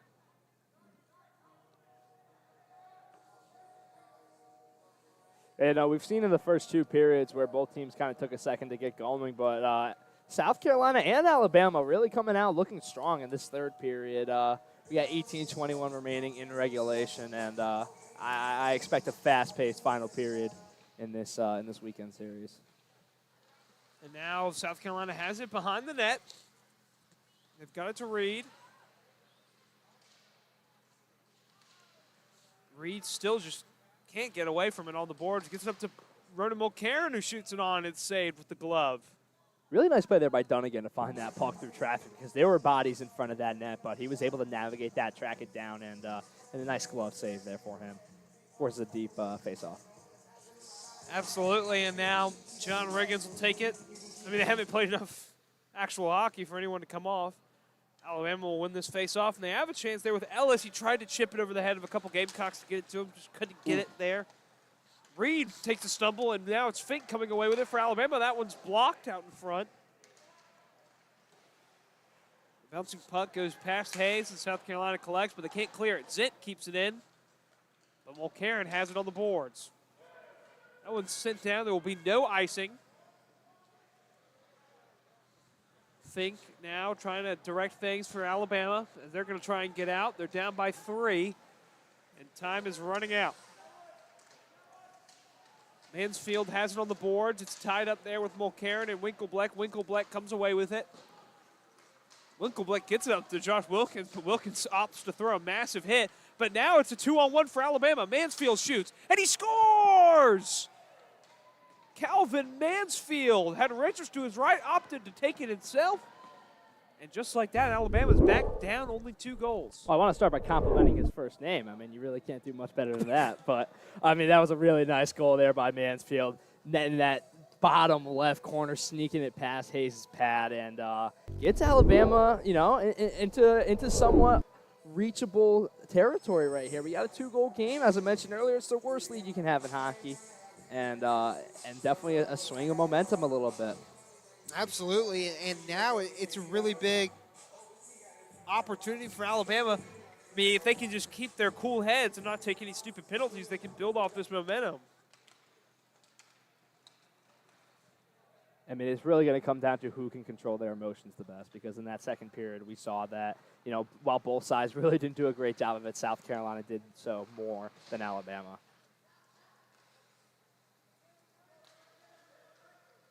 This one still in neutral ice. Gamecocks trying to play it down. Locken gets it out in front, and then Dunnigan leaves the crease to try and play it.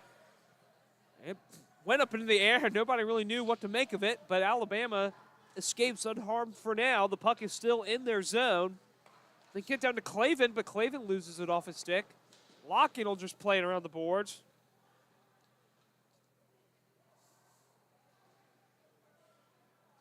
Alabama comes away with that one, and then they shoot it, and the GM, Will Zeke from Alabama, took that one. He tried to palm it. Yeah, you saw him shaking his hand a little bit there. Immediate regret. Yeah, he was like, oh, God. Yeah, no, definitely just sometimes muscle Intrusive reflex, thoughts, and yeah. then just immediately realizing that probably wasn't the best move.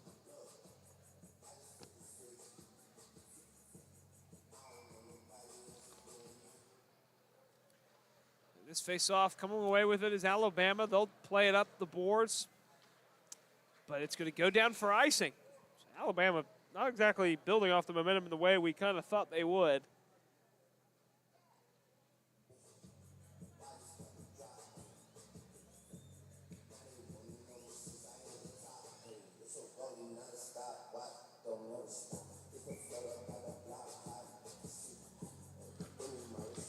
Face-off is won by South Carolina. It was Carson Scove, I think, coming away with it. That one is shot up and out of play. Yeah, that one just kind of went into the abyss. I couldn't really see where it went for a second. As soon as it came off the stick, it just kind of flew out of here.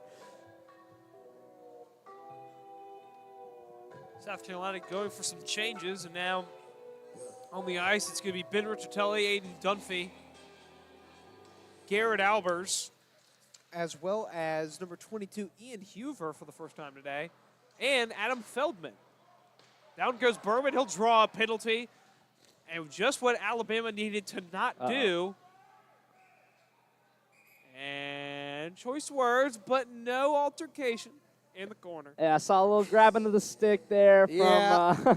from 22 on Alabama. That's Chris Mullenpaw. And he'll get tagged with taking down Berman, and now the power play is going to look to put South Carolina back up by 3 goals. It's a 6-4 game here with 15:48 remaining. And I'm surprised. I mean, you can't really argue that one. Mullenpaw, it didn't look intentional by any means. I think he just kind of fell into the legs of the South Carolina skater and took him down. So, you know, got to call that one as the official. It's unfortunate for Alabama, but it's the right call to make. And now with John Riggins on for the face-off with the power play unit, Alabama will win it, however, and get a chance to kill some early time.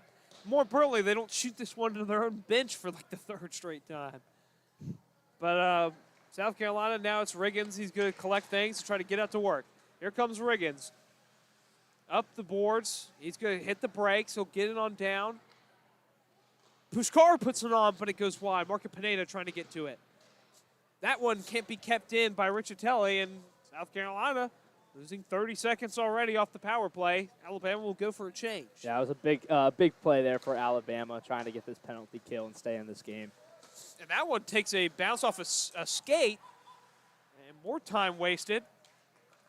Riggins is going to try and get this show in action, and Colin Reed will receive the pass and take it into the Carolina zone. Riggins with it. He moves it on down. Now he's surveying. He'll get up to Riccitelli on the blue line. Riccitelli back to Riggins. Riggins down to the goal line. Cross-ice pass is intercepted by Alabama, and they'll just chip it on away. That was Sextro. Yeah, that was a rough pass there from Riggins, and a nice play there by Sextro, intercepting that one and clearing it. That chews another 15, 20 seconds. Yep, and Alabama's been very active with their sticks in passing lanes so far. As that one goes wide, Riggins collects it. And he'll dump it down to Riccitelli. Riccitelli working. Riccitelli back to Riggins. Riggins shoots. It's deflected. Goes wide of the net. And Alabama will just roll that one around. 20 seconds left on the power play, and South Carolina will have to retreat. And it doesn't look like they got a lot of pep in their step right now. They're making a change, and I think they're just kind of accepting that this penalty, or the power play, was not a success, and they're getting ready to go back to 5-on-5 here. Well, here comes Carson Scove. Scove with an opportunity. He'll feint a shot. Circle it around. The power play has expired, but South Carolina still with possession. They'll move it down, and two Gamecocks will kind of run into each other. Tommy Locken will come away with it. He's now going to move this one around the boards. John Riggins has it. Riggins gets it up to Bonsukin. Bonsukin shoots, and a quick save by Dunnigan.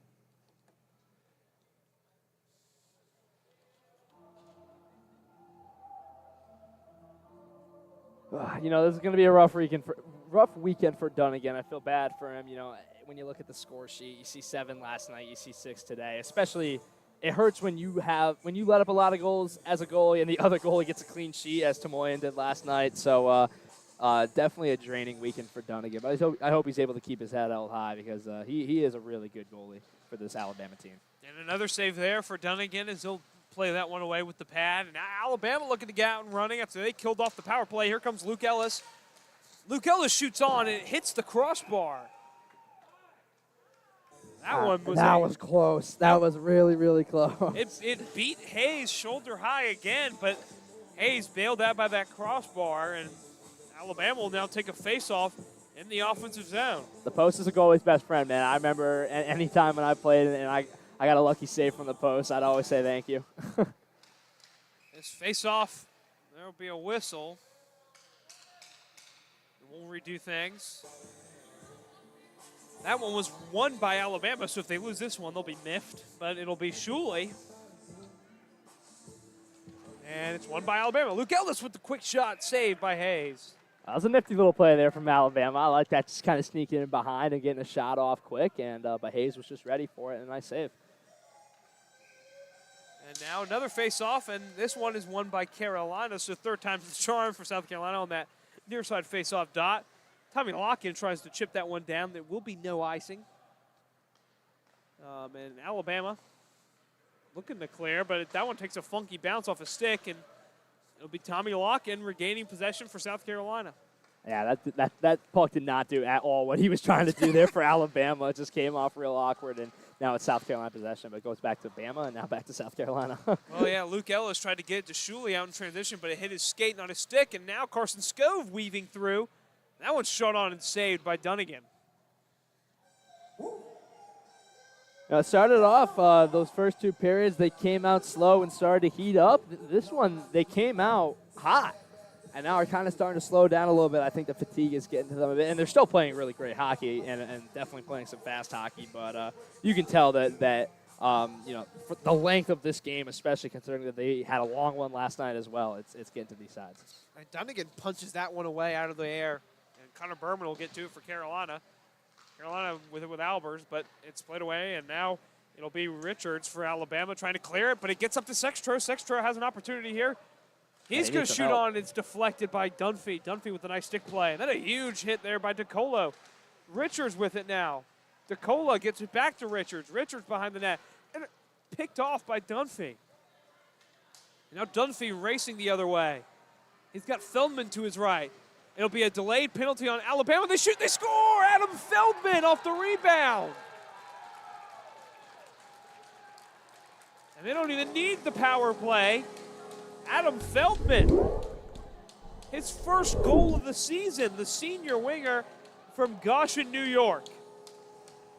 You love to see it for Feldman. A fantastic goal there. And as you said, they were about to hop on the man advantage. Hayes was on his way to the bench, but didn't even need the power play. Got it done, and it's appreciative on our end for the amount of penalties that we've had to call for this game. But a fantastic job there. Congratulations to the senior, and which seems to be his final season, his first goal on the year. And South Carolina now with a nice 3-goal lead once again with 11:50 remaining in regulation.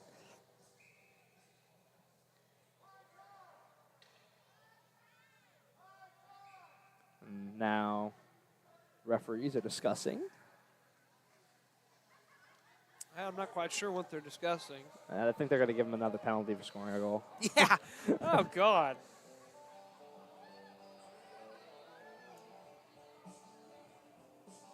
Are they putting Lopez in the box? Surely not.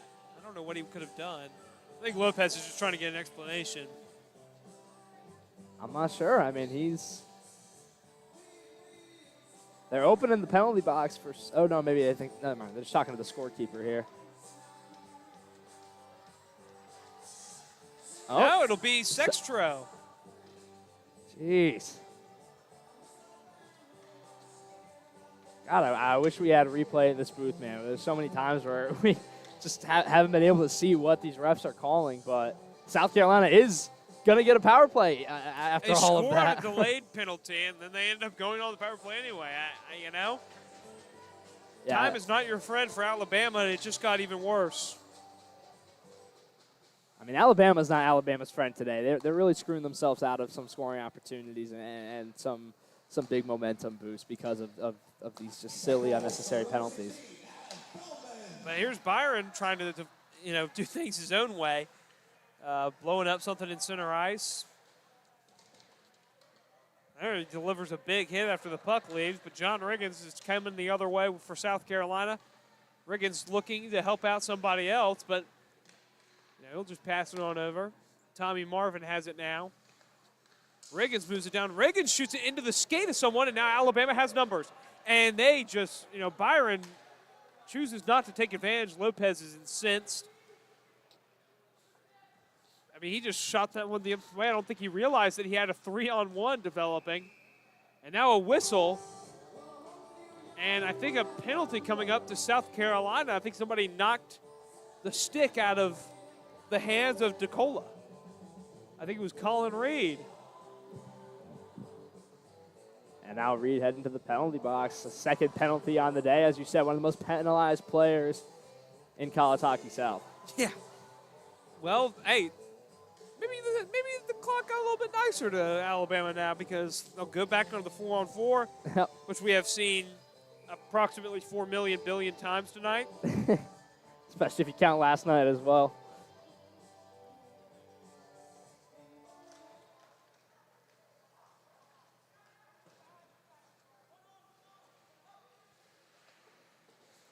And now Shuley has it back behind the net. Shuley with a chance there from behind the goal line. Alabama keeps it in. Fink puts it on, looking for deflection, saved by Hayes. Rebound controlled by Aiden Dunphy.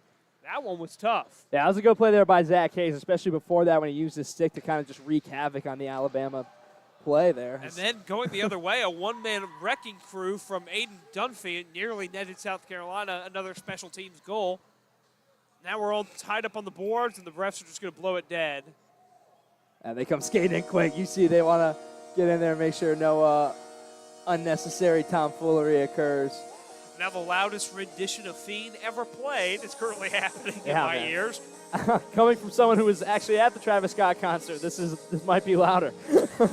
I mean, it's an interesting one to say the least, but on the ice for the Gamecocks, it's Enzo Finelli, Matthew Winkleblack, George Clavin, and Ben Riccitelli. On the 4-on-4, taking the face-off for Alabama is Richards.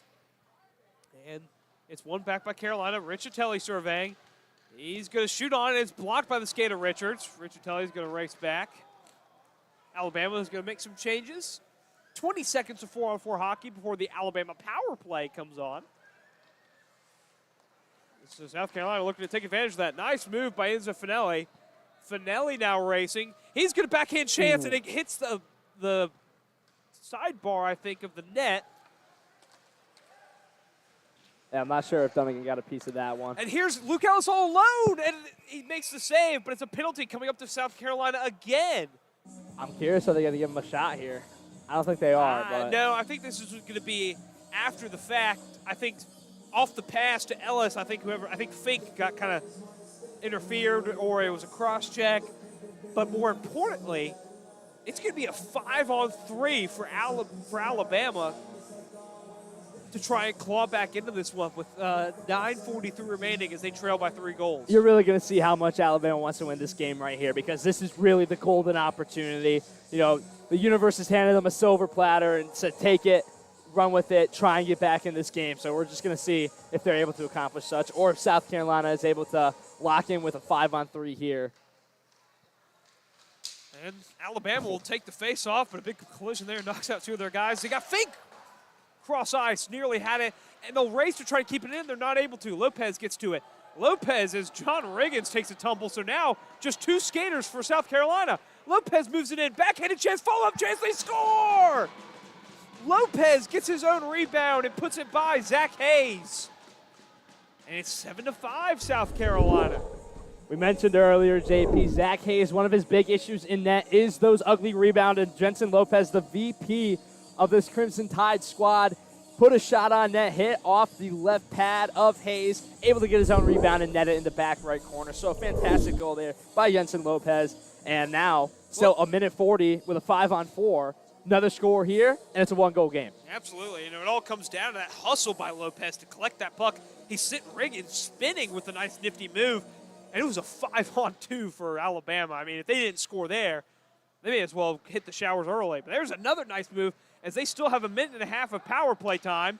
And Alabama will have to touch up. It's who else but Lopez. He'll go cross ice to Zent. Zent harassed by Berman. Zent gets it, and Fink not able to keep it in. Nice play there by Carson Scove. Alabama now trying to keep South Carolina from an on-man rush, and Fink will try to carry it in. They'll have to retouch. They're a little offsides. They get it over to Shuley. Zent carries it in. Zent moving right side. Zent goes around. He tries for the wraparound, but he hits the post.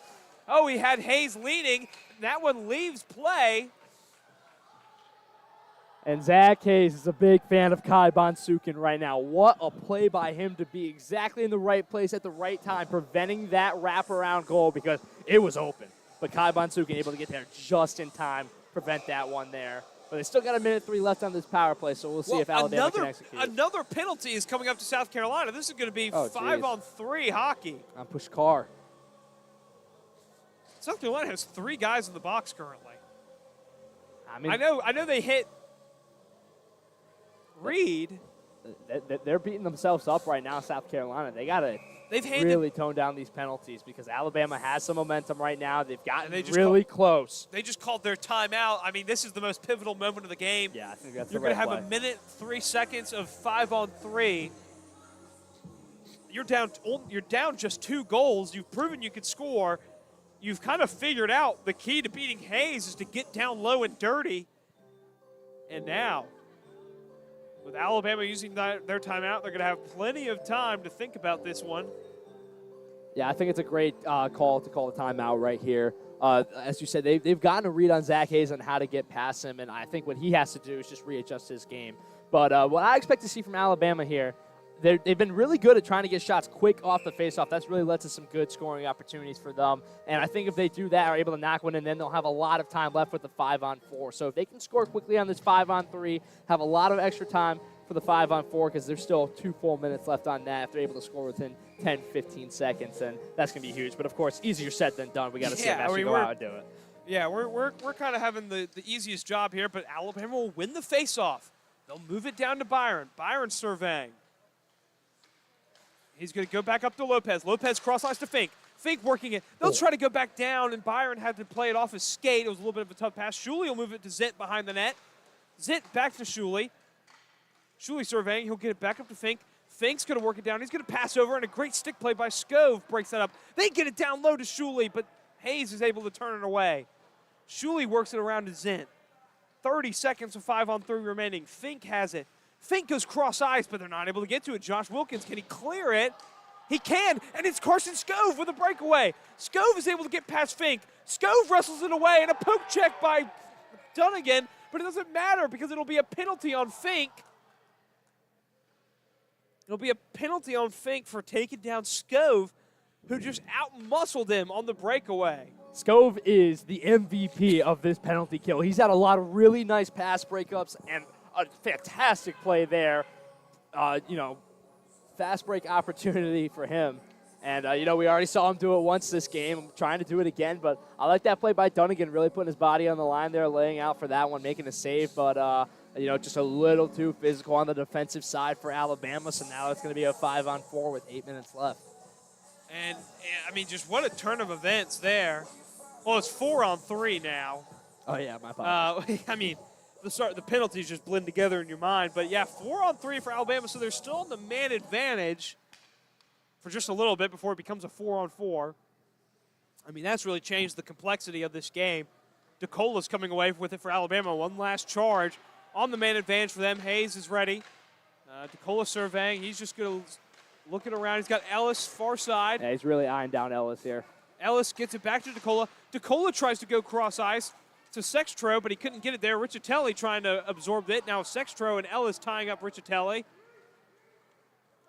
That one is almost intercepted by Tommy Locken. And then a takedown, no call. Byron with it now. Byron gets past Clavin, and then his jumping move there gets him around. And Sextro and Byron had an opportunity there. Now Byron behind the net. He's looking. 30 seconds left on 4-on-4 here. They get it over to Ellis. Ellis with the shot pad save, Hayes. Ellis working in around now. Alabama's still in control, but Ellis loses it a little bit. Locken gets to it, and Locken will play it up. Byron can't get to it. Coming the other way is Colin Reed. They'll say no to the icing. South Carolina has it. They leave it back for Riccitelli. Riccitelli shoots wide of the net. Yeah, really nice drop pass there for Riccitelli, but just hit a little bit wide. He was really trying to hit that back left pocket of the net there. Just put a little too much, swung a little too much of it. Missed it wide. No, I like what I'm seeing from Zach Hayes here in this sequence. Alabama calls that timeout to try. They definitely felt like they started to get a read on how to play him, but using his blocker now. He really hasn't been using much of it today, but a nice blocker save back there. And South Carolina's going to get a deep face-off in the far corner with 1 second left on the 4-on-4, and then they'll have 46 seconds of a little 5-on-4. Yeah. So we'll see here. It's going to be John Riggins taking the face-off for Carolina. Joining him on the ice is Carson Scove, Tommy Marvin, and Colin Reed, but this one is going all the way the other way, and it's going to be Richards racing against Marvin to try to get to it.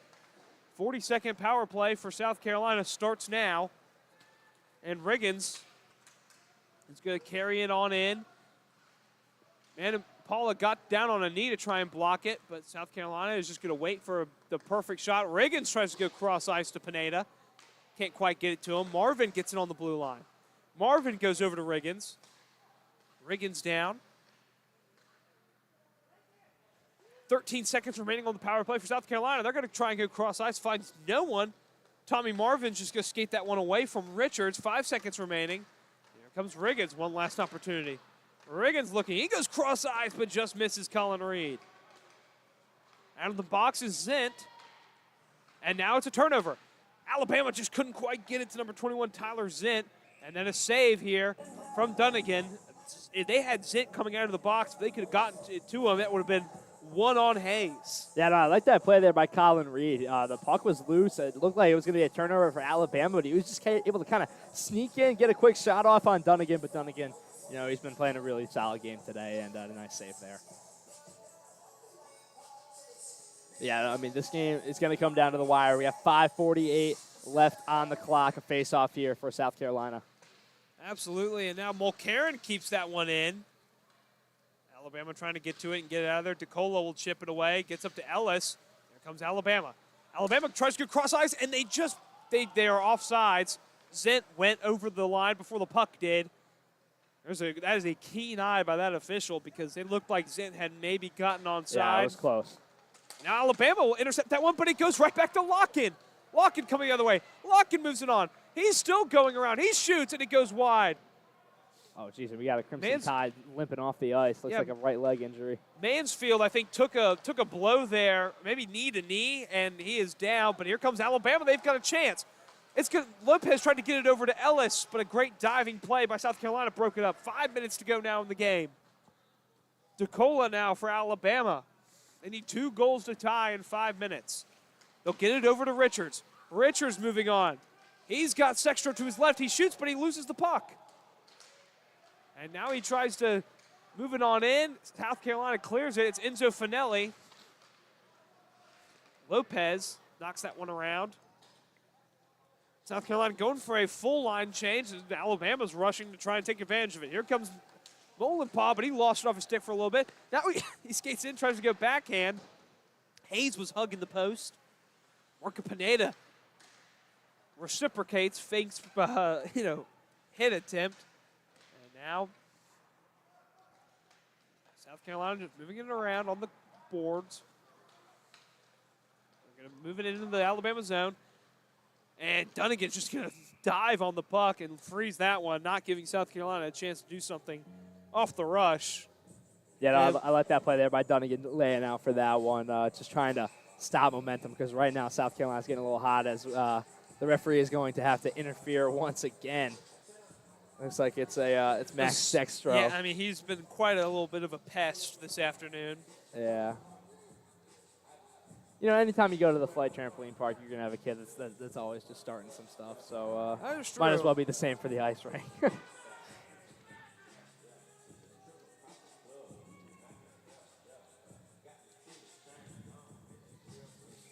No penalties called, though, so that's a big factor here. Yep, and with 4:01 remaining, Alabama will win the face-off, but South Carolina playing very aggressively.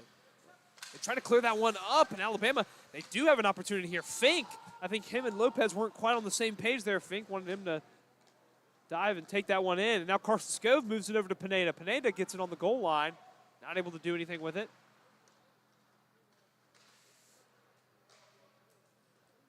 Get up to Riccitelli on the blue line. Riccitelli shoots, and it deflects up and over the net. That one was dangerous. Dunnigan didn't quite know where it was.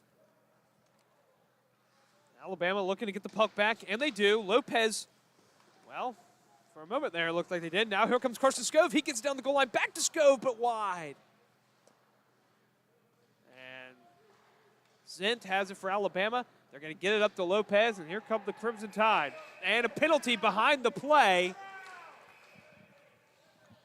It's going to be a penalty behind the play on number 16, Bash Shule. He takes himself into the box. I didn't quite see who for South Carolina he took down. I think it's going to be matching him and Pushkar as Pushkar enters the penalty box. Although there's only one penalty on the board right now.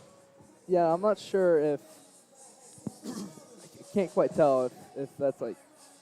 I don't really know. It might be a matching penalty. I'm pretty sure it is. We saw him do it earlier in the game. It appears to still be a 5-on-5. Or no, it looks like a 5-on-4. It's a 5-on-4 power play for South Carolina. I think Pushkar may have been like a retaliatory. I didn't quite see him over there. But it's a penalty on Alabama. So South Carolina with a chance to really kind of slam the door on this one with under 3 to go. Here from the Plex. Yeah, that's a crucial penalty by Boz Schul there, and it might be the difference in this game. That's just stupid. That's selfish. But anyway, South Carolina moving it down. There we go, out in front. Tommy Marvin had that one teed up for John Riggins, but he couldn't quite get it home. A great save by Dunnigan, and then he was able to kick it wide. Marvin gets it back down. Back to Marvin, and Riggins has it, and now a penalty on South Carolina. Yeesh. I didn't quite see what it was, but I think we're getting an elbowing call on South Carolina. Oh, my God. I have nothing to say. But, yeah, we got 2:30 left here. It's going to be 4-on-4 for a short stint, and then Alabama's going to take over with a short period of 5-on-4 action. And this is really their last chance. You're not going to get a better opportunity than this unless somehow South Carolina commits another stupid penalty and they get a 5-on-3 opportunity. But this really is the golden time for Alabama. You need to lock in here and try and get some more goals on the board, because if you don't, you're not winning this game. Do you think they'll get to the Rizzler verse? Anyway, Molenpog off the face-off moves that one around. So 4-on-4 for Alabama. They play it to someone who isn't there. Richards trying to get to it, but a great move by Dunphy. Cuts that one off. He gets up to Riggins, and Riggins is skating. Nice move there by Riggins to get around somebody. And he's harassed from behind by Zint, but he's still controlling the puck. Alabama ties him up on the boards, and now the Crimson Tide comes away with it. It's Molenpog who's going to play up to Richards. If they're onside, Richards had an opportunity, couldn't quite get to the puck, though. Now he loses it. Mulcairn takes a dive, but Zint with it now. Zint moves down to the slot. Zint shoots and hits the crossbar. Follow-up chance. Hayes is on it to freeze the puck. That one somehow bounced back into the crease. You could hear the crossbar ding from all the way up here. That was loud. Yeah, as a goalie, that's the best noise you can ever hear, especially in a close game like this, is that ding of the post. But that's 2 times this game where we've seen goals that could really shape the rest of it hit the top post, at that top crossbar for Alabama. And so, you know, he's going to be kicking himself for that, because an inch or 2 lower, we have a 1-goal game with 1:47 remaining.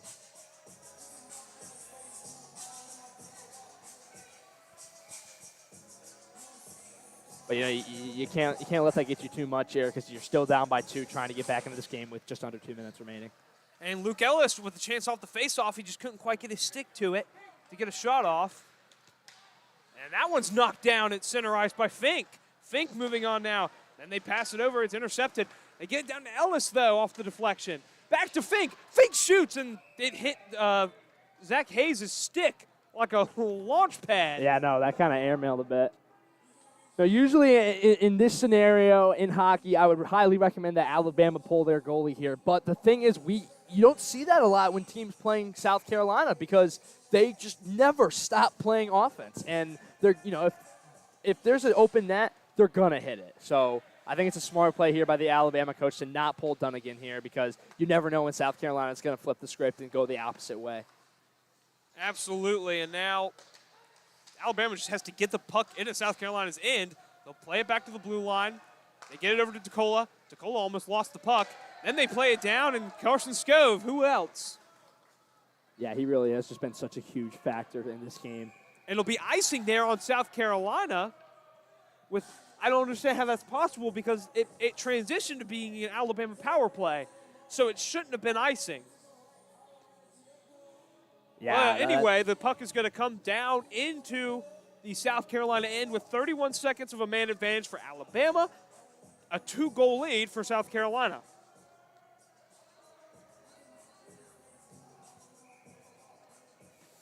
And we're set for a good finish here. 1 minute left on this clock. It's just been such a battle on both sides. It really has been an exciting game, despite all the penalties and the stoppages on the clock. It's been a fun one.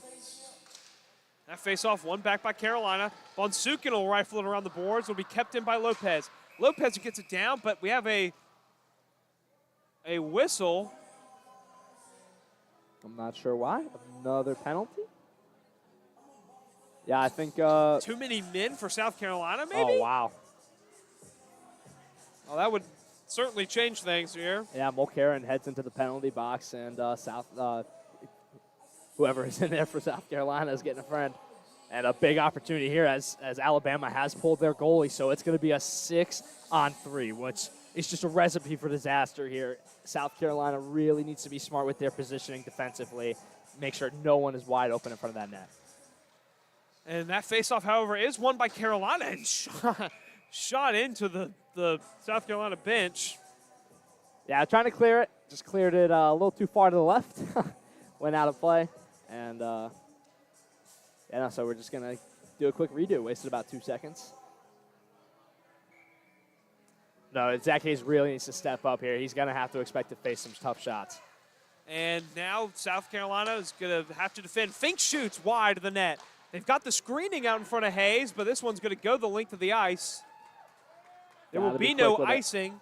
Alabama has pulled their goalie, so it's 6-on-3 for Alabama. Excuse me. They just have to carry the puck into the zone. This is where South Carolina's at their best, defending that blue line. Oh. That one, they can't quite get the empty netter, but Colin Reed has it. Reed on the goal line. He's able to shoot, and it goes wide. Alabama escaping, but there's just 17 seconds remaining. They lose the puck. Colin Reed, being the pest he is, Reed has it. Reed on the goal line, and he is going to skate away the rest of this one almost by himself, it seems. Finally, he loses it, but there's 3 seconds left. Alabama can't do anything, and that's going to do it here from the Plex. South Carolina holds on in a barn burner, 7-5 over Alabama. What a finish there, gentlemen. Fantastic hockey game. Really enjoyed watching it. Just a fun one. Really a fun one. Back and forth. Alabama always behind, but, could never really tell if they were going to get back into this game or not. And a hard-fought series on both ends. But really for South Carolina, especially you said after the weekend that they had, just getting back into the groove of things. 2 huge wins for them. Looking forward for the rest of the season. We're going to take a quick break here, and then we'll wrap everything up in a postgame here from the attic. But a 7-5 win for South Carolina. We'll see you guys in a little bit.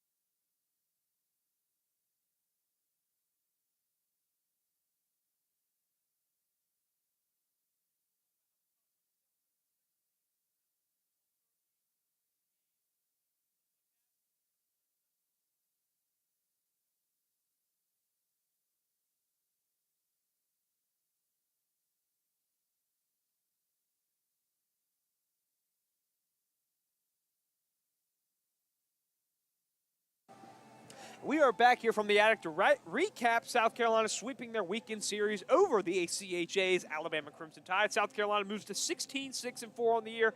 Austin, the College Hockey South tournament is next week. Talk about how this weekend is really going to propel South Carolina to what should hopefully be a good showing. Well, they had a rough go of it last week and a few tough matchups, but 2 big wins, putting up 7 goals in each one, especially after the clean sheet last night from Tomoyan. Just knowing that you have 2 solid goalies as well, because Hayes, he let in 5 goals, but he really did have a good game today and a lot of really nice saves. So a fun one today from the Plex. I got to give my player of the game to Carson Skov. A really fantastic game from him on offense and defense. That shorthanded goal really propelled their momentum for the rest of the game. So Carson Skov, take a bow. You had a magnificent day, my friend. Yep, and so that's going to do it from here. 3 weeks from now, we'll be back at the Plex. It'll be Calvin and Spencer Ball for the game against the Ice Dogs.